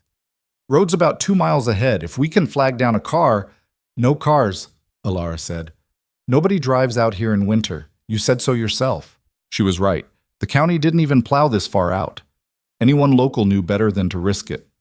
Then we walk to town, Rowan said. 18 miles. We can make it. Rowan, I can barely make it 100 yards. Then I'll carry you. For 18 miles? If I have to. She stopped walking and grabbed his arm. Look at me. He turned. I can't do this, she said. My foot's ruined. I'm slowing you down. You need to go without me. No. Listen to me. You go. You get help. You bring it back. They'll find you before I get back. Maybe, but at least you'll be safe. I'm not leaving you. Why not? You don't owe me anything. Yes, I do. The words came out louder than he meant them. I owe you for making me remember what it feels like to be human, for giving me a reason to wake up that isn't just going through the motions, for trusting me when you had every reason not to. So no, I'm not leaving you. We do this together, or we don't do it at all. Alara's eyes filled with tears. You're going to get yourself killed. Probably. But I'd rather die trying to save you than live knowing I abandoned you. She wiped her eyes with the back of her hand. You're the most stubborn man I've ever met. I'll take that as a compliment. It wasn't. I know. They kept walking. The road appeared ahead, a narrow strip of snow-covered asphalt cutting through the wilderness. It looked like it hadn't seen traffic in weeks. Now what? Alara asked. Now we follow it toward town and hope we don't freeze before we get there. They'd barely made it 100 yards when they heard the sound of an engine behind them. Rowan turned and saw it coming up the road. One of the SUVs, four-wheel drive churning through the snow, coming fast.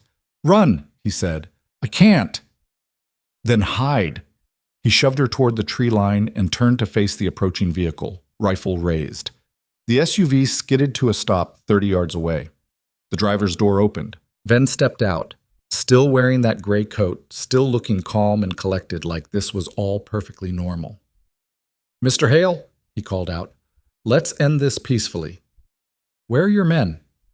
Still searching. They're very thorough, but I thought perhaps you and I could discuss this directly, adult to adult. Nothing to discuss. Alara's free. You lost. Ven smiled. Did I? She's got frostbite. You're exhausted. You're 18 miles from town with no vehicle and no shelter. Even if you make it, what then? You tell your story to some backwater sheriff who's going to want evidence you don't have? I've got evidence. I've got Alara. A traumatized woman who'll say anything? A woman with no documentation, no proof, no corroboration? Mr. Hale, you're smarter than this. You know how these things work. She accuses me of imprisonment. I show them the contract she signed. She claims abuse. My lawyers claim delusion. She points to her scars. I produce medical records showing treatment for self-harm. You're lying. Of course I'm lying, but I'm lying with documentation. That's the difference. Ven took a step closer. You can't win this. The system isn't built for people like you. It's built for people like me. Rowan kept the rifle trained on him. Stop walking. Or what? You'll shoot me? Ven spread his arms. Go ahead. Pull that trigger. Prove to Miss Voss that you're exactly the kind of violent man she's been running from her whole life. The words hit harder than they should have. Rowan's finger tensed on the trigger, and he saw Ven's smile widen. That's what I thought, Ven said. You're not a killer, Mr. Hale. You're just a sad, broken-down drunk playing hero because it gives your meaningless life some purpose. You don't know anything about me. I know enough. I know you drove your wife away. I know you've spent the last 6 years alone because you're too afraid to face what you've become. I know you're one bad day away from crawling back into a bottle and staying there. Shut up. The truth hurts, doesn't it? That's why you connected with Miss Voss. You're both broken, both damaged, both running from yourselves as much as anything else. I said shut up. Make me. Rowan's hands were shaking, not from cold, from rage. From the truth in Ven's words, the poison that worked its way under skin because part of him believed it. Then Alara's voice cut through the air. He's not broken. She stepped out from the trees, limping but upright. And neither am I. We're just people who survived things that should have killed us. That doesn't make us weak. It makes us strong. Ven turned to look at her. Miss Voss, there you are. Come here. It's time to go home. I don't have a home. Not with you. Of course you do. I've built you a beautiful life, safety, security, purpose. You built me a cage. I saved you from dying alone on the street. No. Alara took another step forward. You used me. You hurt me. You broke me down so I'd forget I was ever anything more than your property. But I remember now. And I'm never going back. Ven's mask cracked. Just for a moment, Rowan saw the anger underneath the cultured exterior, the need for control. You don't have a choice, Ven said quietly. Yes, I do. And I'm choosing him. She moved to stand beside Rowan. I'm choosing freedom. For a long moment, nobody moved. Then Ven reached into his coat. Rowan's rifle came up automatically. Don't! But Ven pulled out a phone, not a gun. He dialed a number and put it to his ear. Bring them all, Tat, he said into the phone. And bring the girl too, Rachel. Miss Voss needs a reminder of what happens to property that misbehaves. He ended the call and smiled at Alara. You remember Rachel, don't you? The one who tried to escape before you? I've kept her safe all this time, waiting for an occasion just like this. Alara's face went white. You're lying. Am I? We'll know in about 10 minutes when my men arrive. Then you can see for yourself what 3 years of punishment looks like. And you can decide if Mr. Hale's heroics are worth watching another woman suffer. Rowan saw it happening, saw Alara breaking, saw the fear flooding back, saw her starting to believe that maybe running was pointless. Maybe Ven would always win. Maybe the only way to stop anyone else from getting hurt was to surrender. No, Rowan said firmly. Alara looked at him. He's bluffing, Rowan continued. He's counting on you being so traumatized that you'll believe anything he says. Don't give him that power. But if he's not bluffing, then we save Rachel too. We save all of them. But we don't do it by giving up. Ven laughed. How inspiring. The broken drunk and the scarred experiment tilting at windmills. This would be touching if it wasn't so pathetic. That's when they heard the sirens. Distant at first, but getting closer. Multiple vehicles by the sound of it. Ven's expression changed. What did you do? Nothing, Rowan said honestly. He was just as confused. The sirens got louder. 2 sheriff's vehicles came around the bend, lights flashing. They slid to a stop between Rowan and Ven's SUV. Sheriff Hayes stepped out, a woman in her 50s with iron-gray hair and eyes that didn't miss much. Rowan knew her slightly. She'd come out to the ranch once or twice over the years for noise complaints from neighbors who didn't exist. Mr. Hale, she said, want to tell me why I'm getting calls about gunshots and armed men chasing people through the woods? Rowan blinked. Who called you? Anonymous tip. Called it in about an hour ago. Hayes looked at Ven. And you are? Dr. Marcus Ven, I was just, save it, I know who you are. Hayes's expression hardened. We've been looking for you, Doctor. Got a warrant out of Great Falls, something about kidnapping and false imprisonment. Ven went very still. I don't know what you're talking about. No? Then you won't mind coming down to the station and clearing this up. I want my lawyer. You'll get one after we process you. Hayes gestured to her deputy. Cuff him. As the deputy moved forward, Ven looked at Alara one last time. This isn't over. Yeah, Alara said quietly. It is. They took him away. Sheriff Hayes turned to Rowan and Alara as the deputy loaded Ven into the back of the patrol car. You two need medical attention? Alara nodded, still staring at the spot where Ven had been standing, like she couldn't quite believe he was actually gone. Her foot's got frostbite, Rowan said, and she's got a burn that needs looking at. I'm fine. You look half frozen and you're bleeding from your temple. Rowan touched his head and his fingers came away red. He hadn't even noticed. Probably hit a branch. Uh-huh. Get in the car, both of you. We'll sort this out at the hospital. They rode in the second patrol car, Rowan and Alara in the back seat with a blanket wrapped around them. The deputy driving didn't ask questions, just cranked the heat up and drove steady through the snow. Alara's hand found Rowan's under the blanket. Her fingers were ice cold, but she held on tight, like she was afraid he might disappear if she let go. Who called it in? She whispered. The tip. Who knew to call? I don't know. But something nagged at him. Anonymous tip. About an hour ago, right when they would have been at the hunting cabin. The hospital in town was small, 20 beds total, staffed by people who knew how to handle farming accidents and the occasional bar fight, but not much else. They separated Rowan and Alara immediately. He tried to protest, but a nurse with arms like a longshoreman steered him firmly into an examination room. "She'll be fine," the nurse said. "You focus on you." A doctor who looked about 12 years old cleaned the cut on Rowan's head and gave him 6 stitches. Checked him for hypothermia, dehydration, malnutrition, asked questions Rowan answered in monosyllables while his mind stayed in the next room where Alara was. "You're lucky," the doctor said. "Another hour out there, and you both would have been in serious trouble." "How's the woman I came in with?" "Can't discuss other patients." "I'm not asking for her medical history. I'm asking if she's okay." The doctor sighed. "She's stable. The frostbite isn't as bad as it could be. She'll keep all her toes. The burn on her side is concerning, looks recent, possibly self-inflicted, but we've cleaned and dressed it. She'll need antibiotics and close monitoring for infection." Self-inflicted. The words felt wrong even though they were technically accurate, like saying someone who cut themselves out of a trap was self-harming. "Can I see her?" "After we finish here, and after the sheriff talks to both of you." They kept him another 2 hours. Blood tests, x-rays, a lecture about the dangers of exposure. By the time they let him out of the examination room, he was ready to walk through walls to get to Alara. He found her in a regular room, propped up in bed with her foot elevated and wrapped in bandages.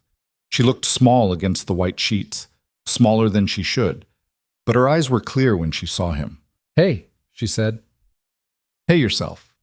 He sat in the chair next to the bed. "How you feeling?" "Like I got dragged behind a truck. You?" "About the same." He nodded at her foot. "Doc says you'll keep the toes." "That's something, I guess." She flexed her bandaged foot slightly and winced. "They gave me something for the pain. Makes everything feel floaty." "Good. You need the rest." "I need to know what happens now." Before Rowan could answer, Sheriff Hayes walked in with a notepad and an expression that said she was done with pleasantries. "Mr. Hale, Miss Voss, mind if we talk?" "Do we have a choice?" Rowan asked. "Not really." Hayes pulled up a second chair and sat down. "Let's start with the easy part. Miss Voss, I need you to tell me everything about Dr. Marcus Venn and the facility where he kept you." Alara's hand clenched on the bedsheet. "All of it?" "All of it." So she told the story. All of it. The shelter in Great Falls, Venn's offer. The compound hidden in the mountains. The locked rooms and the experiments and the brand on her side that she'd burned away with a fireplace poker because she couldn't stand to wear his mark anymore. She told it in a flat voice, like she was reading a grocery list, because that was the only way to get through it without breaking. Rowan wanted to hold her hand but didn't want to interrupt, so he just sat there and listened to things he'd already heard and things he hadn't and felt his rage at Venn grow into something cold and permanent. Hayes took notes. Didn't interrupt. Didn't show much reaction except for a slight tightening around her eyes when Alara described what happened to Rachel. "How many other women do you think are still there?" Hayes asked when Alara finished. "I don't know. I only saw 6 while I was there, but I heard him mention higher numbers. 20, maybe. Could be more." "Can you give me names?" "First names only. He didn't use last names, said it was better if we didn't know too much about each other." Alara closed her eyes, remembering. There was Rachel and Sophie, Claire, Maria, Lynn, and Gabrielle. But that was months ago. I don't know if they're all still alive. Hayes wrote it down.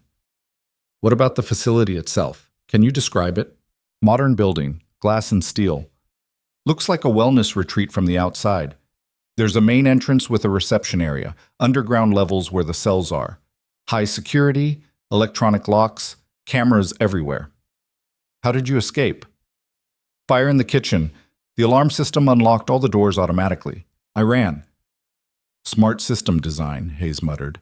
"Meant to prevent people from being trapped in a fire. Didn't account for prisoners." "I got lucky," Alara said quietly. "That's all. Pure luck." "Luck and guts," Rowan said. Hayes looked at him. "Your turn, Mr. Hale. Walk me through your side." So Rowan told his part, finding Alara in the snow, her recovery, the growing fear that someone was looking for her, the confrontation at his house, the chase through the woods, all of it leading up to Venn's arrest on the road. You shot at a drone, Hayes said. I shot a drone, Rowan corrected. It was threatening to burn my barn, with your cattle inside. That's right. And you didn't think to call law enforcement? I thought about it. Then I figured by the time someone drove out from town, my barn would be ash, and Alara would be gone. Hayes tapped her pen against the notepad. You know I could charge you with reckless endangerment, discharging a firearm in a threatening situation, half a dozen other things.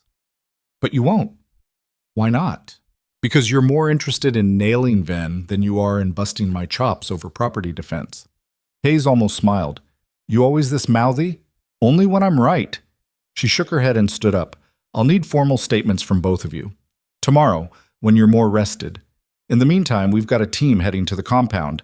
If what Miss Voss says is true, we should have confirmation within 24 hours. It's true, Alara said. I believe you, but I need evidence that'll hold up in court. Ven's already lawyered up. This is going to be a fight. Let it be a fight, Rowan said. Long as it ends with him in a cell. Hayes headed for the door, then paused. Mr. Hale, that anonymous tip that brought us out there. Any idea who might have made that call? No idea. Funny thing, call came from a burner phone. Voice was disguised, some kind of electronic modulation. But whoever it was knew exactly where to send us.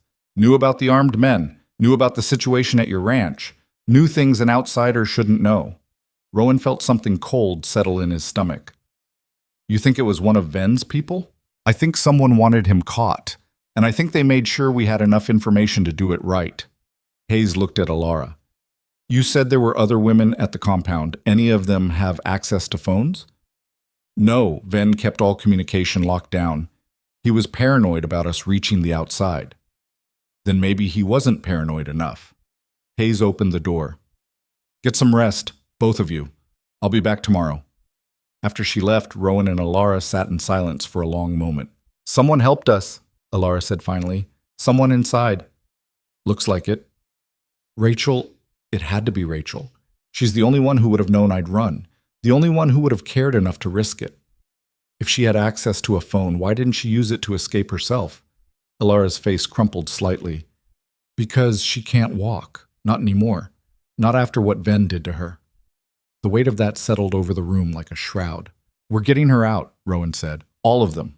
Whatever it takes. You don't owe them anything. Maybe not. But I owe you. And you owe them. So that's how it works. A nurse came in to check Alara's vitals and shoo Rowan out. He protested, but the nurse was having none of it. Visiting hours are over. She needs rest, and you need to go home. I don't have a home, Rowan said. Ven's men trashed it. Then go to a motel. But you can't stay here. Alara caught his hand before he left. Don't go far. I'll be right outside. They'll have to drag me out of this hospital to get me any farther. Promise? Promise. He kept that promise. Spent the night in the waiting room, dozing in an uncomfortable plastic chair while nurses gave him sympathetic looks and didn't push him to leave. He woke up every hour or so, his body refusing to believe they were actually safe, and had to remind himself that Ven was in custody and Alara was just down the hall. Morning came gray and cold. Rowan bought terrible coffee from a vending machine and was drinking it when Sheriff Hayes showed up with a tablet and a grim expression. We raided the compound, she said without preamble. 3 hours ago. FBI assisted. You want to see what we found? Rowan wasn't sure he did, but he nodded anyway. Hayes pulled up photos on the tablet. The compound looked exactly like Alara had described.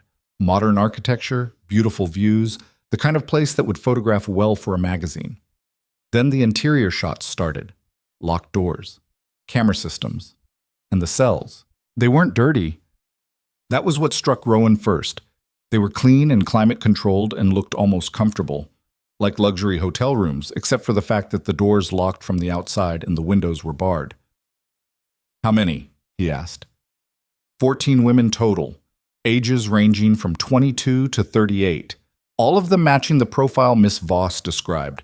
No family, no resources, no one looking for them. Ben picked his victims carefully. Are they okay? Physically, mostly. Some injuries, malnutrition, evidence of long-term psychological trauma. We've got medical teams working with them now. Hayes swiped to another photo. We also found this. It was a room that looked like a doctor's office.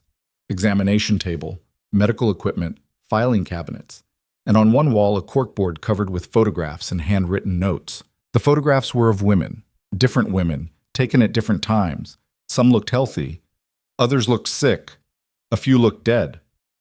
He was documenting them, Rowan said, feeling sick, like lab rats. Worse than rats, he kept detailed records, pain thresholds, psychological breaking points, response to various stimuli. It's all here. Years' worth of data. What about Rachel, the woman Alara mentioned? Hayes's expression softened slightly. We found her. She's alive. Barely mobile, like Miss Voss said, but alive. And she's the one who made the call. One of our techs found a hidden cell phone in her room. She'd been stealing minutes whenever she could, waiting for the right moment to use it. She saved our lives. She saved a lot of lives, hers included. Hayes put the tablet away. Ven's being charged with kidnapping, false imprisonment, assault, battery, and about 15 other things. The DA's talking about federal charges too. Human trafficking, civil rights violations. This is going to be a big case. Good. Let it be big. Let everyone know what he did. There's a complication. Of course there was. What kind of complication? Ven's cooperating, says he'll provide information on a larger network in exchange for a plea deal. Claims he's not the only one doing this, says there are others. Rowan felt his jaw tighten. He's lying, trying to cut a deal. Maybe. Or maybe he's telling the truth. Either way, the FBI wants to pursue it, which means this might take longer than we'd like. How much longer? Months, maybe years. These things don't move fast. And in the meantime, he's what? Sitting in a cell waiting? He's in federal custody. Maximum security. He's not going anywhere. It wasn't enough. Rowan wanted Ven buried under the prison, not sitting comfortably in a cell making deals, but he understood how the system worked. Sometimes justice took time. Can I tell Alara? That's why I'm here. I need to update her anyway. Give her formal statement. They went to Alara's room together. She was awake, sitting up in bed, and looking stronger than she had the night before. The doctor must have adjusted her pain medication because her eyes were clearer. Hayes gave her the update. The raid. The 14 women. Rachel's call. Ven's arrest, and the charges mounting against him. Alara listened to all of it without interrupting. When Hayes finished, she asked the question Rowan had been dreading. Is he going to trial?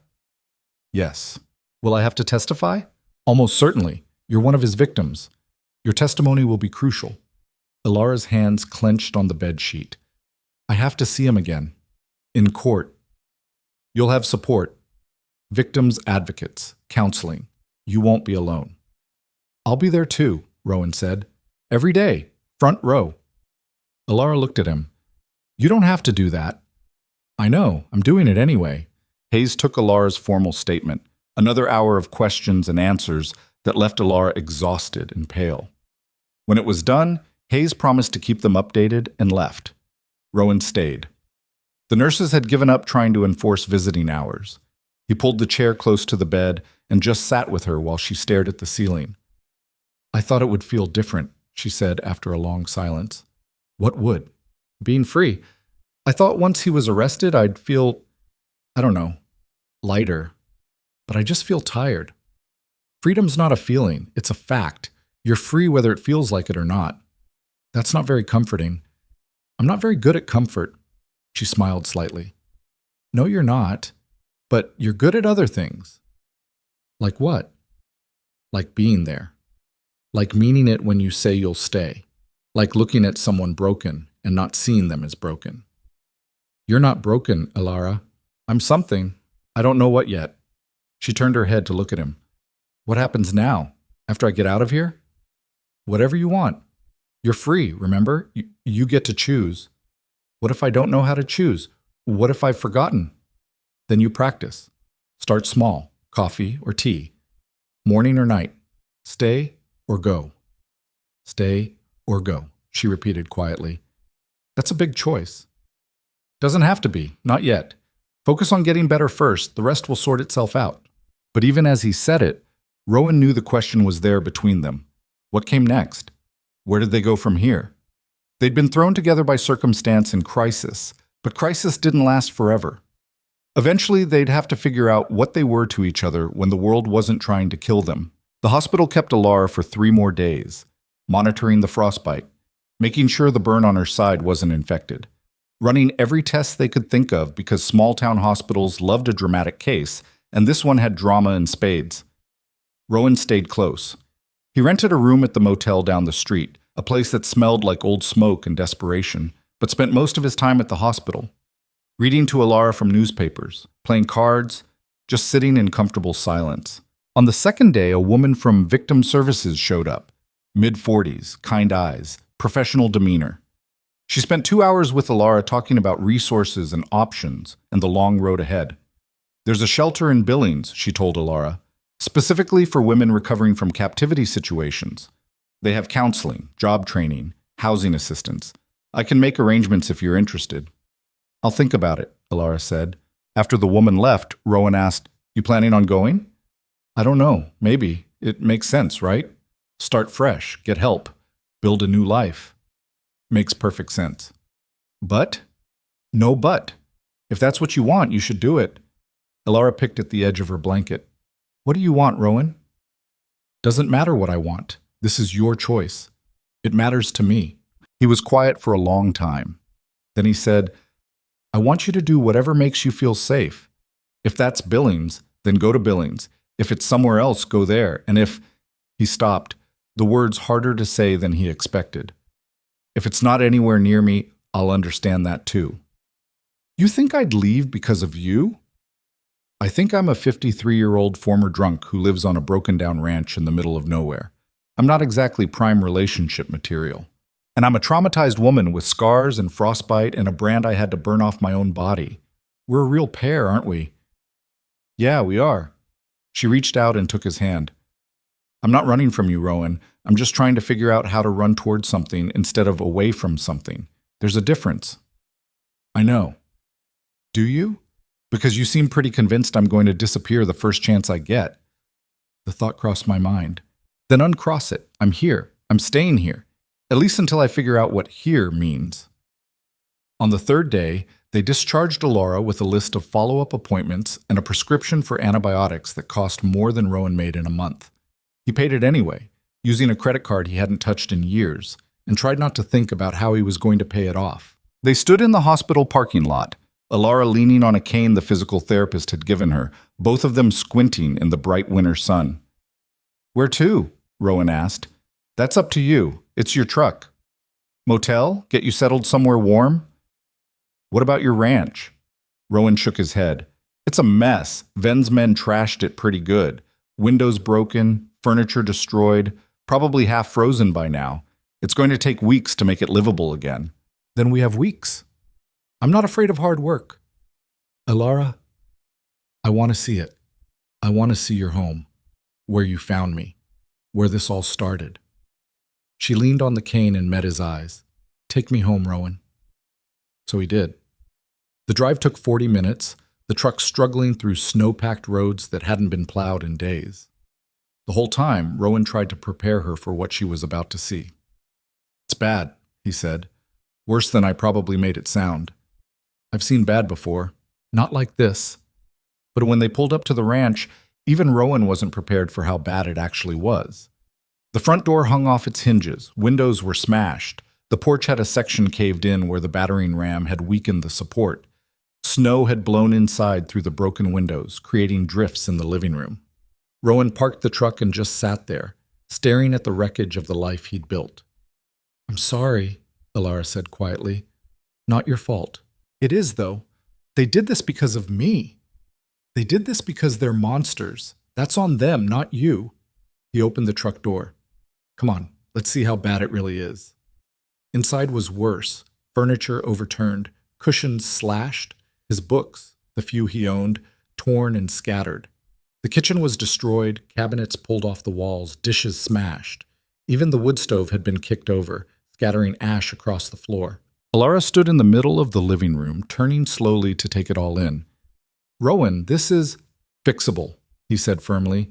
"It's all fixable." "How?" "Same way you fix anything, one piece at a time." He started with the door. got it back on its hinges using a screwdriver and determination. It wouldn't lock properly, but at least it would close. Then the windows. He found some plywood in the barn and nailed it over the broken glass. Not pretty, but it would keep the cold out. Alara insisted on helping despite her injured foot. She swept up broken glass, righted furniture, gathered his scattered books into a pile. They worked in silence, the only sounds their breathing and the wind outside. By nightfall, they'd made enough progress that one room, the kitchen, was almost functional. Rowan got the wood stove back in place and started a fire. The heat felt like a miracle. They sat on the floor because all the chairs were broken, eating canned soup heated over the fire, and Rowan realized this was the first time in years he'd felt like he was actually building something instead of just maintaining the slow decay. "Thank you," he said. Alara looked up from her soup. "For what?" "For being here.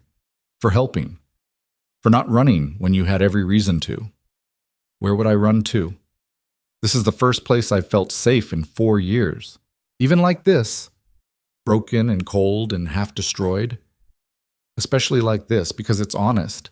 Nothing hidden, nothing pretending to be more than it is." She set her soup down. "Ben's compound was beautiful, perfect, and it was the most horrible place I've ever been. This place is a wreck, and it's the closest thing to home I've had in a long time." Rowan didn't trust himself to speak, so he just nodded and went back to his soup. They slept on the floor that night, wrapped in the blankets that had survived Ven's men. Rowan took first watch out of habit, sitting by the door with the rifle across his lap, even though logically he knew no one was coming. Around midnight, Alara woke up. "You should sleep," she said. "I'll keep watch." "You need rest more than I do." "I've rested for 3 days. Your turn." He wanted to argue, but exhaustion was pulling at him like a tide. He handed her the rifle, showed her how to chamber around if she needed to, then lay down on the floor. He was asleep in seconds. He woke to sunlight streaming through the plywood-covered windows and the smell of coffee. Alara was in the kitchen, heating water over the fire, somehow looking more at home than he'd ever felt in his own house. "Morning," she said when she saw he was awake. "Coffee's almost ready, and I found some eggs that weren't broken. Thought I'd try making breakfast." Rowan sat up, his back complaining about the hard floor. "You don't have to." "I want to. Let me do something useful." So he let her. And the eggs were good, better than anything he'd made in years. They ate together while the fire crackled and the morning light turned the snow outside into something almost beautiful. "Sheriff Hayes called," Alara said, "while you were asleep. She wants us to come to the station this afternoon. Says she has updates. Good updates or bad updates?" "She didn't say." They made the drive to town in the early afternoon, the truck's heater barely working. At the station, Hayes met them with news that was somehow both. The DA's office has formally charged Ven with 43 counts ranging from kidnapping to assault to human trafficking. The evidence is overwhelming. Documents, photographs, testimony from all 14 women. He's going away for a long time. "How long?" Rowan asked. "If he's convicted on all counts, life, no possibility of parole." Alara's breath caught. Life. "But there's a complication," Hayes continued. "His lawyers are pushing for a psychiatric evaluation. They're going to argue diminished capacity, that he was conducting research, not committing crimes, that he genuinely believed he was helping these women." "That's garbage," Rowan said. "I know, but it's garbage that might work. Ven's smart. He documented everything in a way that could be interpreted as medical research if you squint hard enough and ignore all the human rights violations." "So what does that mean for the trial?" "It means it's going to be a fight, and it means we need the testimony of every victim to be solid, consistent, unshakable." Hayes looked at Alara. "Which brings me to you. The DA wants to meet with you. Prepare you for what's coming. Are you willing?" Alara was quiet for a long moment. Then she said, "What about the other women? The ones from the compound? Most of them are willing to testify. A few are too traumatized. We're not pushing them." "What about Rachel?" "Rachel's one of our strongest witnesses. She wants to testify. Says she's been waiting 4 years for the chance." Alara nodded slowly. "Then yes, I'll testify. I'll do whatever it takes to make sure he never hurts anyone else." Hayes smiled. "I was hoping you'd say that." They spent the next 2 hours at the DA's office, going over Alara's testimony. The DA, a sharp woman named Patricia Chen, who looked like she ate defense attorneys for breakfast, walked Alara through every detail of her time at the compound. It was brutal. Rowan sat in the corner and watched Alara relive her trauma for the sake of building a case. Watched her hands shake when Chen asked about the brand. Watched her voice crack when she described what Ven had done to Rachel. But she didn't break. She answered every question clearly and calmly, like she was finally taking back the power Ven had stolen from her. When it was over, Chen looked impressed. "You're going to make an excellent witness, Miss Voss. The jury will believe you." "I hope so," Alara said quietly. "I need them to believe me." Outside in the parking lot, Alara finally let herself shake. Rowan caught her as her knees gave out and held her while she trembled. "I can't do this," she whispered. "I can't sit in a courtroom and look at him and relive all of it in front of strangers." "Yes, you can." "How do you know?" "Because you already did, just now, and you were incredible." "That was just practice. The real thing will be worse." "Maybe, but you won't be alone. I'll be right there. Rachel will be there. All the other women he hurt. We're all going to stand up and tell the truth, together." She pulled back slightly to look at him. "Why are you doing this? You could walk away right now. Go back to your ranch. Forget any of this happened." "I could," Rowan agreed, "but I'm not going to." "Why not?" "Because for the first time in 6 years, I have a reason to stay." She kissed him then.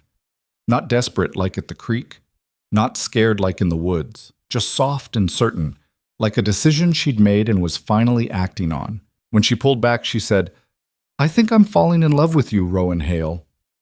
I think I fell in love with you the moment I pulled you out of that snow. Just took me a while to admit it. We're a mess, you know that? Best kind of mess there is." They drove back to the ranch as the sun was setting, painting the snow in shades of gold and pink. The house was still broken, the windows were still boarded, but somehow it looked different, less like a ruin, more like a beginning. That night they lay on the floor again, wrapped in blankets and watching the fire. "What happens after the trial?" Alara asked. "When this is all over?" "Whatever we want. We could stay here, fix up the ranch, make it into something real. Or we could sell it, move somewhere else, start completely fresh." "What would you want to do?" Rowan thought about that. "I think I'd like to stay. This place has been my prison for 6 years. I'd like to turn it into something different, something good." "Like what?" "Like a home, a real one, where people are welcome, where broken things get fixed instead of thrown away." Alara smiled. "I like that." "Yeah?" "Yeah." She moved closer, resting her head on his shoulder. "I think I'd like to help you build that, if you'll have me." "I'll have you," Rowan said, "for as long as you want to stay. That might be a very long time. I'm counting on it." Outside, the wind picked up, howling around the house like it was testing the repairs they'd made.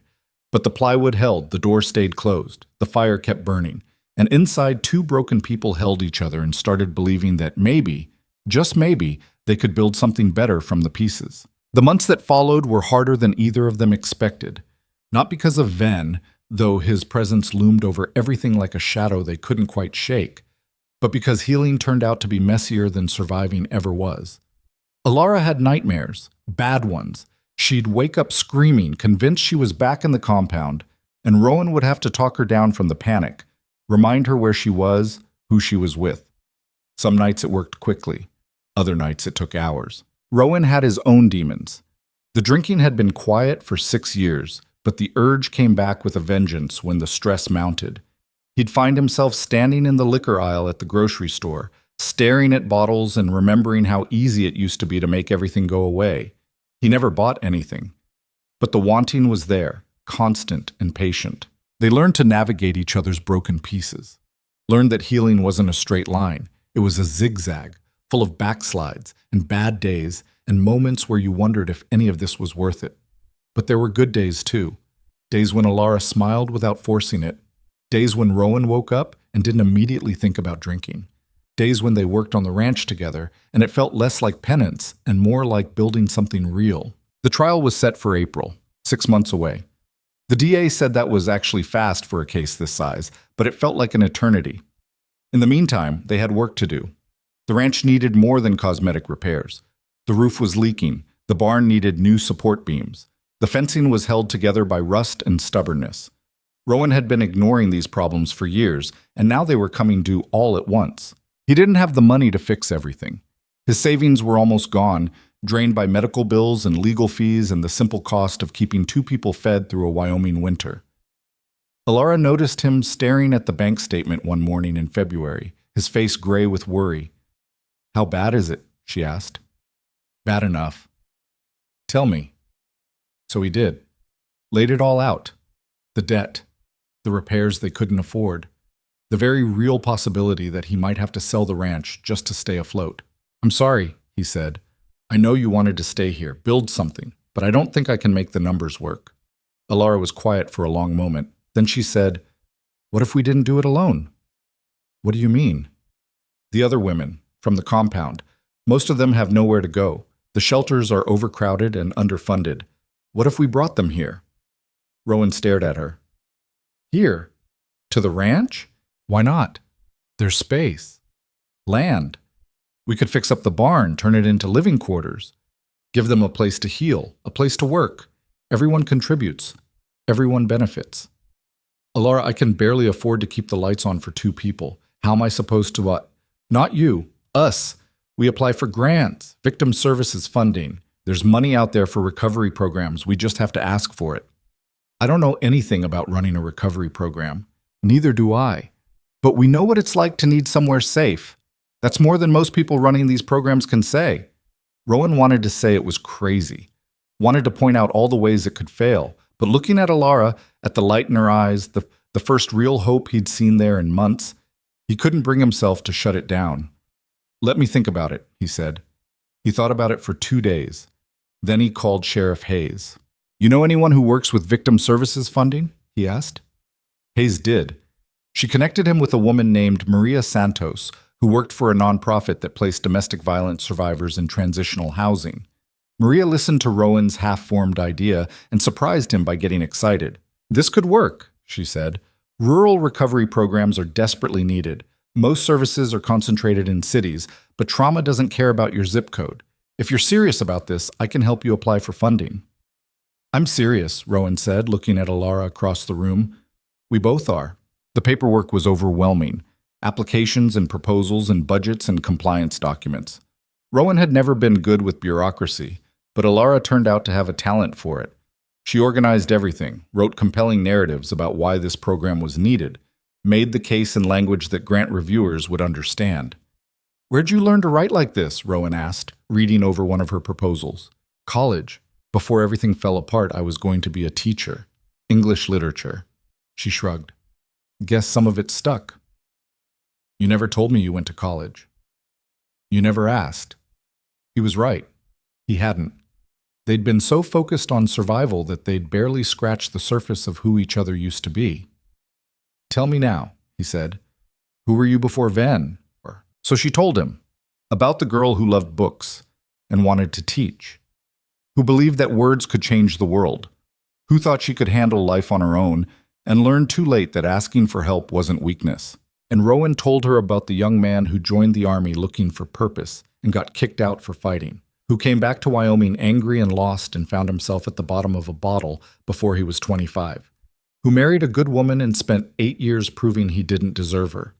They were different people now, scarred by different things, but somewhere in the telling, they understood each other better than they had before. In March, they got word that their first grant application had been approved.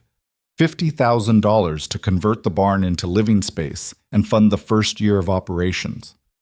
Alara cried when she read the email. Not sad tears. Relief tears. The kind that came when you realized you might actually pull this off. Construction started in early April, just 2 weeks before the trial. A local contractor, a gruff man named Pete, who'd known Rowan's father, agreed to do the work at cost. He brought a crew of 3, and they turned the barn into something Rowan barely recognized. Separate rooms with real doors that locked from the inside. A kitchen. Bathrooms with actual hot water. Insulation and heat and windows that let in light without letting in cold. "It's not fancy," Pete said on the last day of construction, "but it's solid, should hold up fine." It was more than solid. It was beautiful in a functional, honest way that reminded Rowan of what Alara had said months ago, nothing pretending to be more than it was. The trial started on a Monday in late April.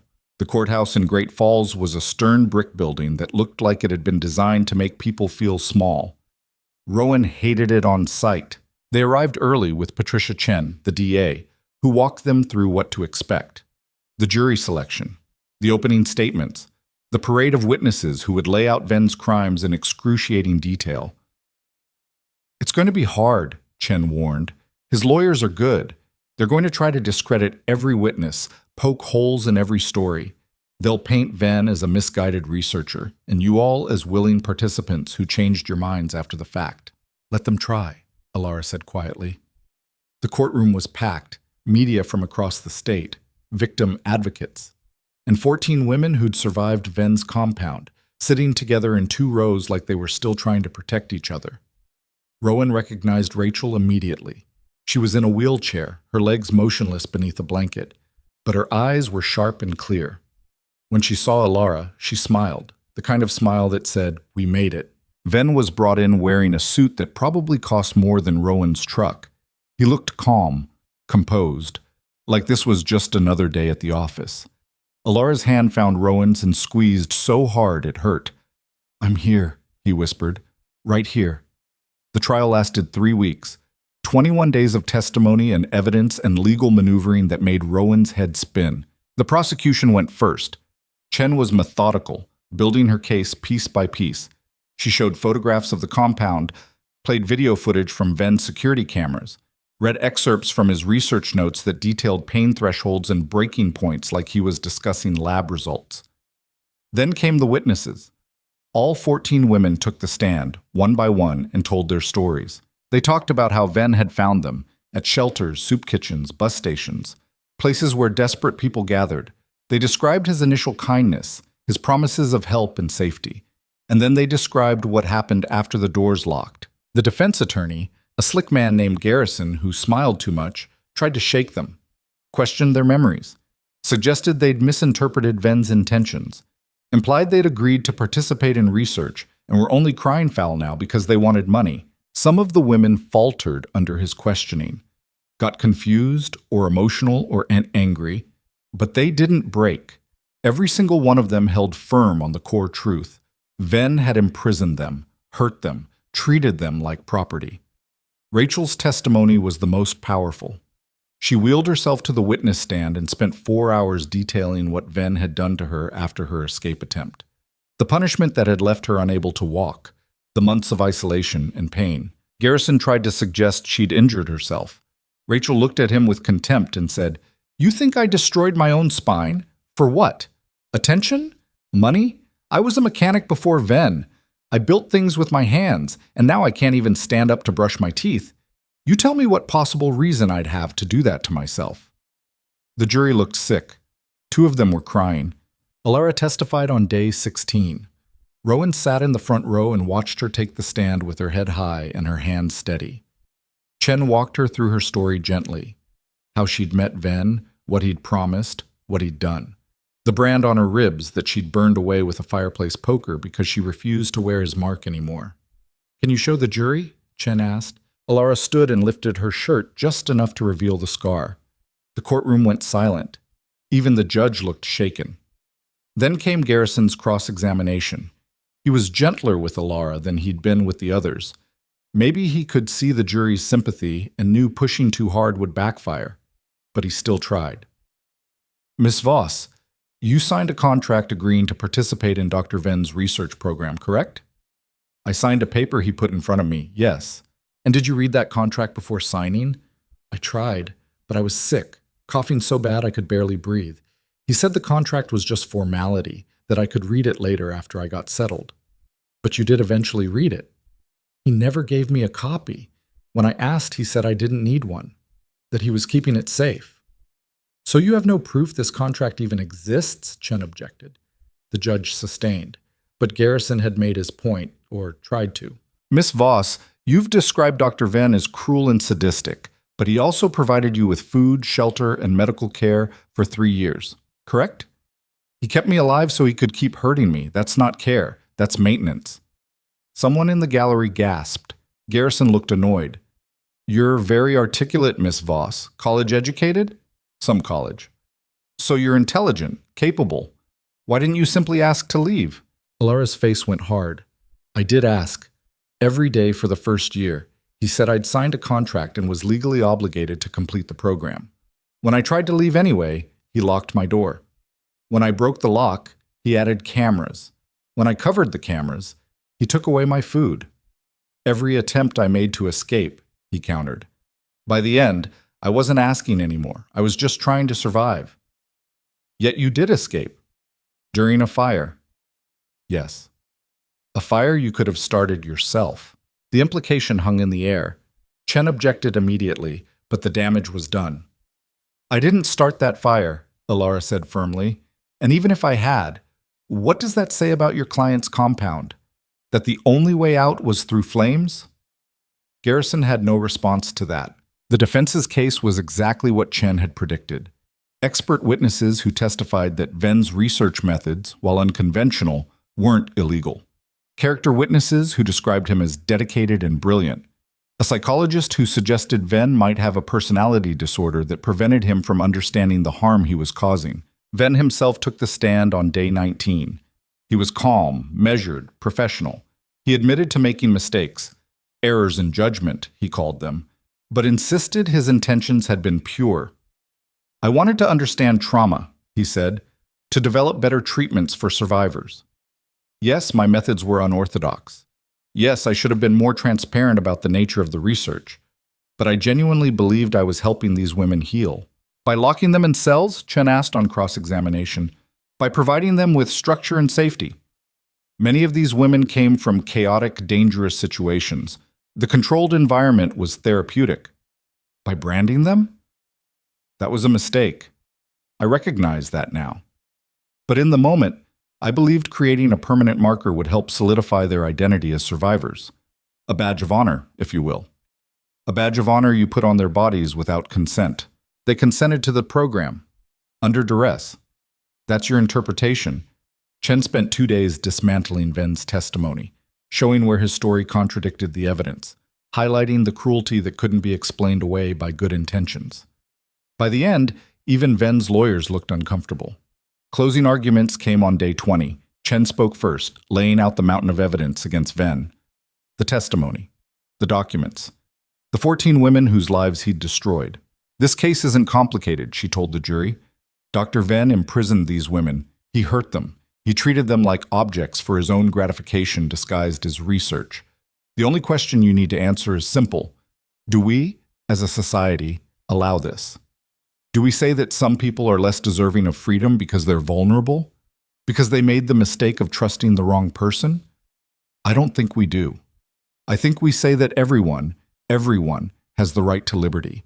And when someone takes that away, we hold them accountable. Garrison's closing was eloquent but hollow. He tried to paint Ven as a flawed genius who'd crossed ethical lines but hadn't committed crimes. He suggested the women had misremembered or exaggerated. He asked for reasonable doubt. The jury deliberated for 8 hours. When they came back, Rowan was holding Alara's hand so tight he was probably cutting off her circulation. She didn't complain. On the count of kidnapping, how do you find? Guilty. On the count of false imprisonment? Guilty. Guilty. Guilty. Guilty. 43 times, the foreman said the word. 43 counts, all guilty. Ven's face didn't change. He just sat there, perfectly still, like he was observing his own conviction from a distance. The women in the gallery started crying. Rachel was sobbing, her whole body shaking. Other women were hugging each other, holding on like they were the only things keeping each other upright. Alara just sat there, tears streaming down her face, not making a sound. Sentencing came 2 weeks later. The judge looked tired, like the weight of this case had aged him. He read through the counts methodically, then looked at Ven. Dr. Ven, you used your education and position to prey on vulnerable women. You imprisoned them, tortured them, treated them as less than human. I've been on the bench for 30 years, and I've never seen a case quite like this. The cruelty, the calculation, the complete absence of remorse. Ven started to speak. The judge cut him off. You'll have your chance to appeal, but for now I'm sentencing you to life in prison without the possibility of parole on the kidnapping charges. Additional consecutive sentences on the remaining counts. You will spend the rest of your natural life in federal custody. May you find in prison the same mercy you showed these women, which is to say, none at all. The gavel came down. It was over. Outside the courthouse, reporters swarmed them, cameras and microphones, and shouted questions. Rowan put his arm around Alara and pushed through without saying anything. They'd said enough. The verdict spoke for itself. They met the other women at a restaurant across the street, a small place that had agreed to close to the public for the afternoon so they could have privacy. 14 women and Rowan sitting around pushed-together tables, eating mediocre food and drinking cheap wine, and crying and laughing and trying to process what had just happened. Rachel raised her glass. To freedom, they echoed. And to Alara, Rachel continued. Who ran first? Who showed the rest of us it was possible? I didn't do it alone, Alara said. You called for help. You saved us. We saved each other, Rachel said firmly. That's how this works.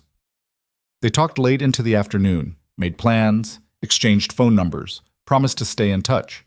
Some of them were going to the shelter in Billings. Others had family they were trying to reconnect with. 3 of them, including Rachel, asked about the ranch. We heard you're starting a program, Rachel said. Recovery housing. Is that real? It's real, Alara confirmed.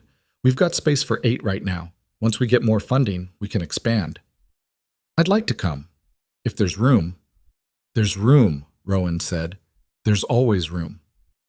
They drove back to the ranch that night in comfortable silence. The trial was over. Ven was locked away. The women were free.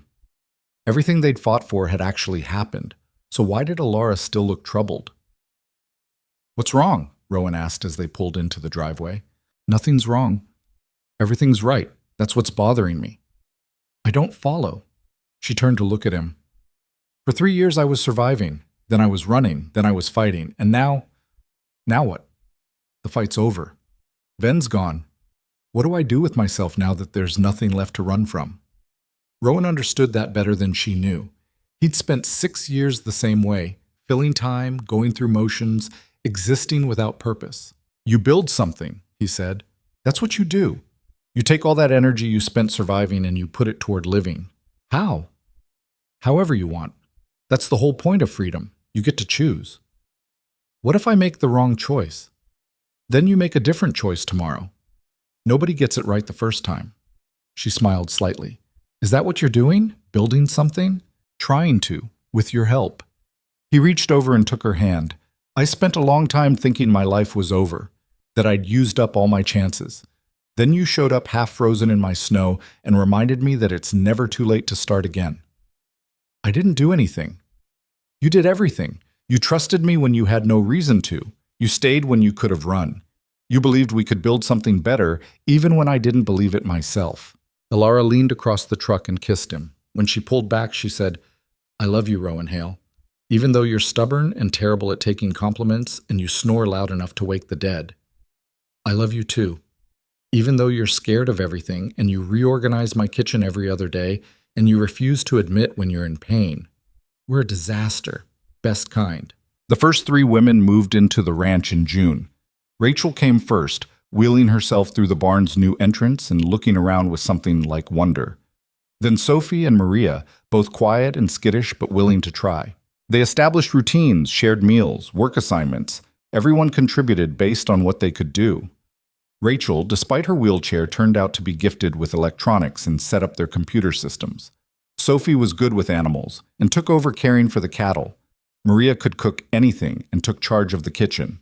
Alara managed the program itself, the paperwork, the funding applications, the coordination with victim services. She was good at it, better than good.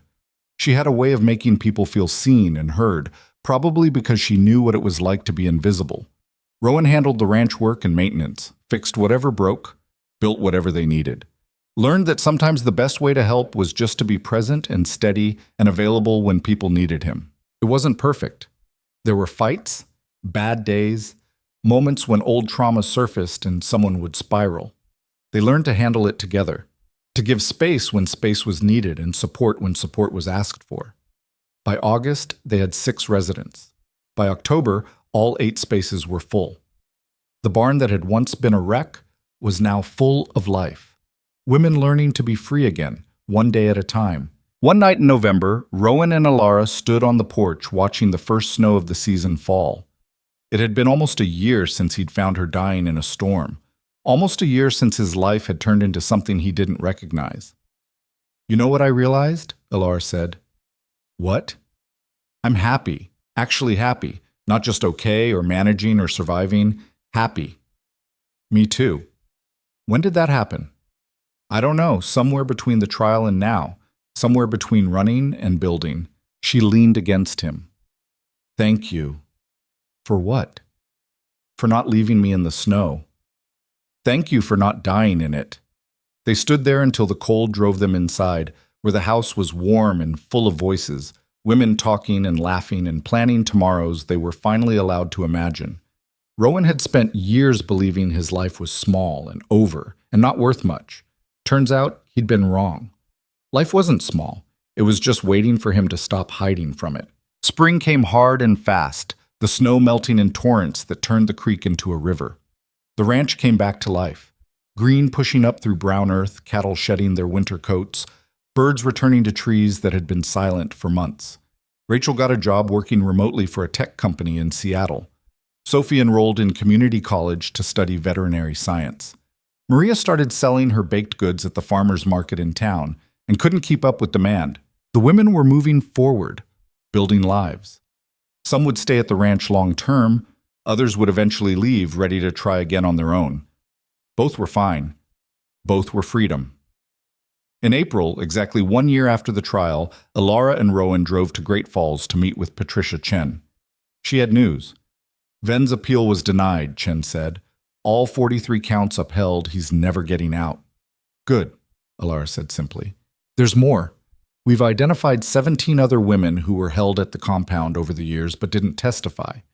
They're interested in filing civil suits. If you're willing, they'd like you to be part of it. Alara looked at Rowan. He shrugged. Your call. She thought about it, about spending more time in courtrooms, reliving trauma, fighting battles that would take years to resolve. Then she thought about 17 women who deserve justice too. Tell them yes, she said. Whatever they need, I'm in. The civil cases would take years. But Alara had years now. That was the gift of freedom. Time stretched out ahead instead of behind, full of possibility instead of regret. They drove home in the late afternoon, the truck radio playing country music neither of them particularly liked, but didn't bother to change. Somewhere around the Montana border, Alara said, I've been thinking about something. Yeah? About us. About making this official. Rowan glanced at her. Official how? However you want. Marriage, partnership. I don't care about the label. I just want you to know I'm staying, not because I have nowhere else to go, because this is where I want to be. I want that too, Rowan said. Have for a while now. Just didn't know how to ask. You don't have to ask, I'm telling you. I'm here, for good. Then we're doing this, building a life together. Yeah, we are. They got married in June on the ranch, with all 8 residents attending and Sheriff Hayes officiating and Pete the contractor making terrible jokes during the ceremony. It wasn't fancy, just honest. 2 broken people promising to keep choosing each other, one day at a time. Rachel gave a speech at the small reception they held in the barn. A year ago, we were all trapped in different ways. Some of us in actual cells, some in bottles, some in grief or fear, or the belief that we didn't deserve better. And then we found each other, found this place, found proof that sometimes the people who save you are the ones who needed saving too. She raised her glass. To Rowan and Alara. May you be as stubborn about loving each other as you were about not dying in the snow. Everyone drank to that. The years that followed were fuller than either of them expected. The ranch program grew. They added a second barn, then a third. Housed 20 women at a time, helped them heal, watched them leave and build lives. Not everyone made it. Some relapsed into old patterns. Some weren't ready to heal and left angry. Some tried and failed and tried again. Recovery wasn't a straight line for anyone, but enough people made it that the work felt worthwhile. Enough people found freedom that Rowan and Alara knew they were building something that mattered. Alara went back to school and got her teaching certificate. started teaching literature at the community college, found that words really could change the world, one student at a time. Rowan stayed sober. Some days were harder than others, but he'd learned that wanting to drink and actually drinking were two different things. The wanting he could live with, the drinking would kill him. They grew old together in that small house on the Wyoming prairie, not gracefully, not perfectly, but together. And on winter nights when the wind howled like it was testing the walls, they'd sit by the fire and remember the night everything changed. The night a dying stranger appeared in the snow and two broken people decided to save each other. Because that's the thing about being broken. It doesn't mean you're worthless. It just means you've survived something that would have killed a weaker person. And sometimes the cracks are where the light gets in, where new life grows, where broken pieces come together and make something stronger than either piece alone. Freedom isn't something you find. It's something you build. One choice at a time, one day at a time, one moment of courage at a time. And sometimes, if you're very lucky, you find someone to build it with. Someone who sees your scars and doesn't look away. Someone who knows what it means to be lost and chooses to help you find your way home. That's what Rowan and Alara built. Not a perfect life, not an easy life, but a free one. And in the end, that was everything. The snow fell outside their window one last time in this story, covering the ranch in white the way it had that first night. But this time, everyone inside was warm. Everyone was safe. Everyone was exactly where they chose to be. And that, more than anything else, was what freedom looked like.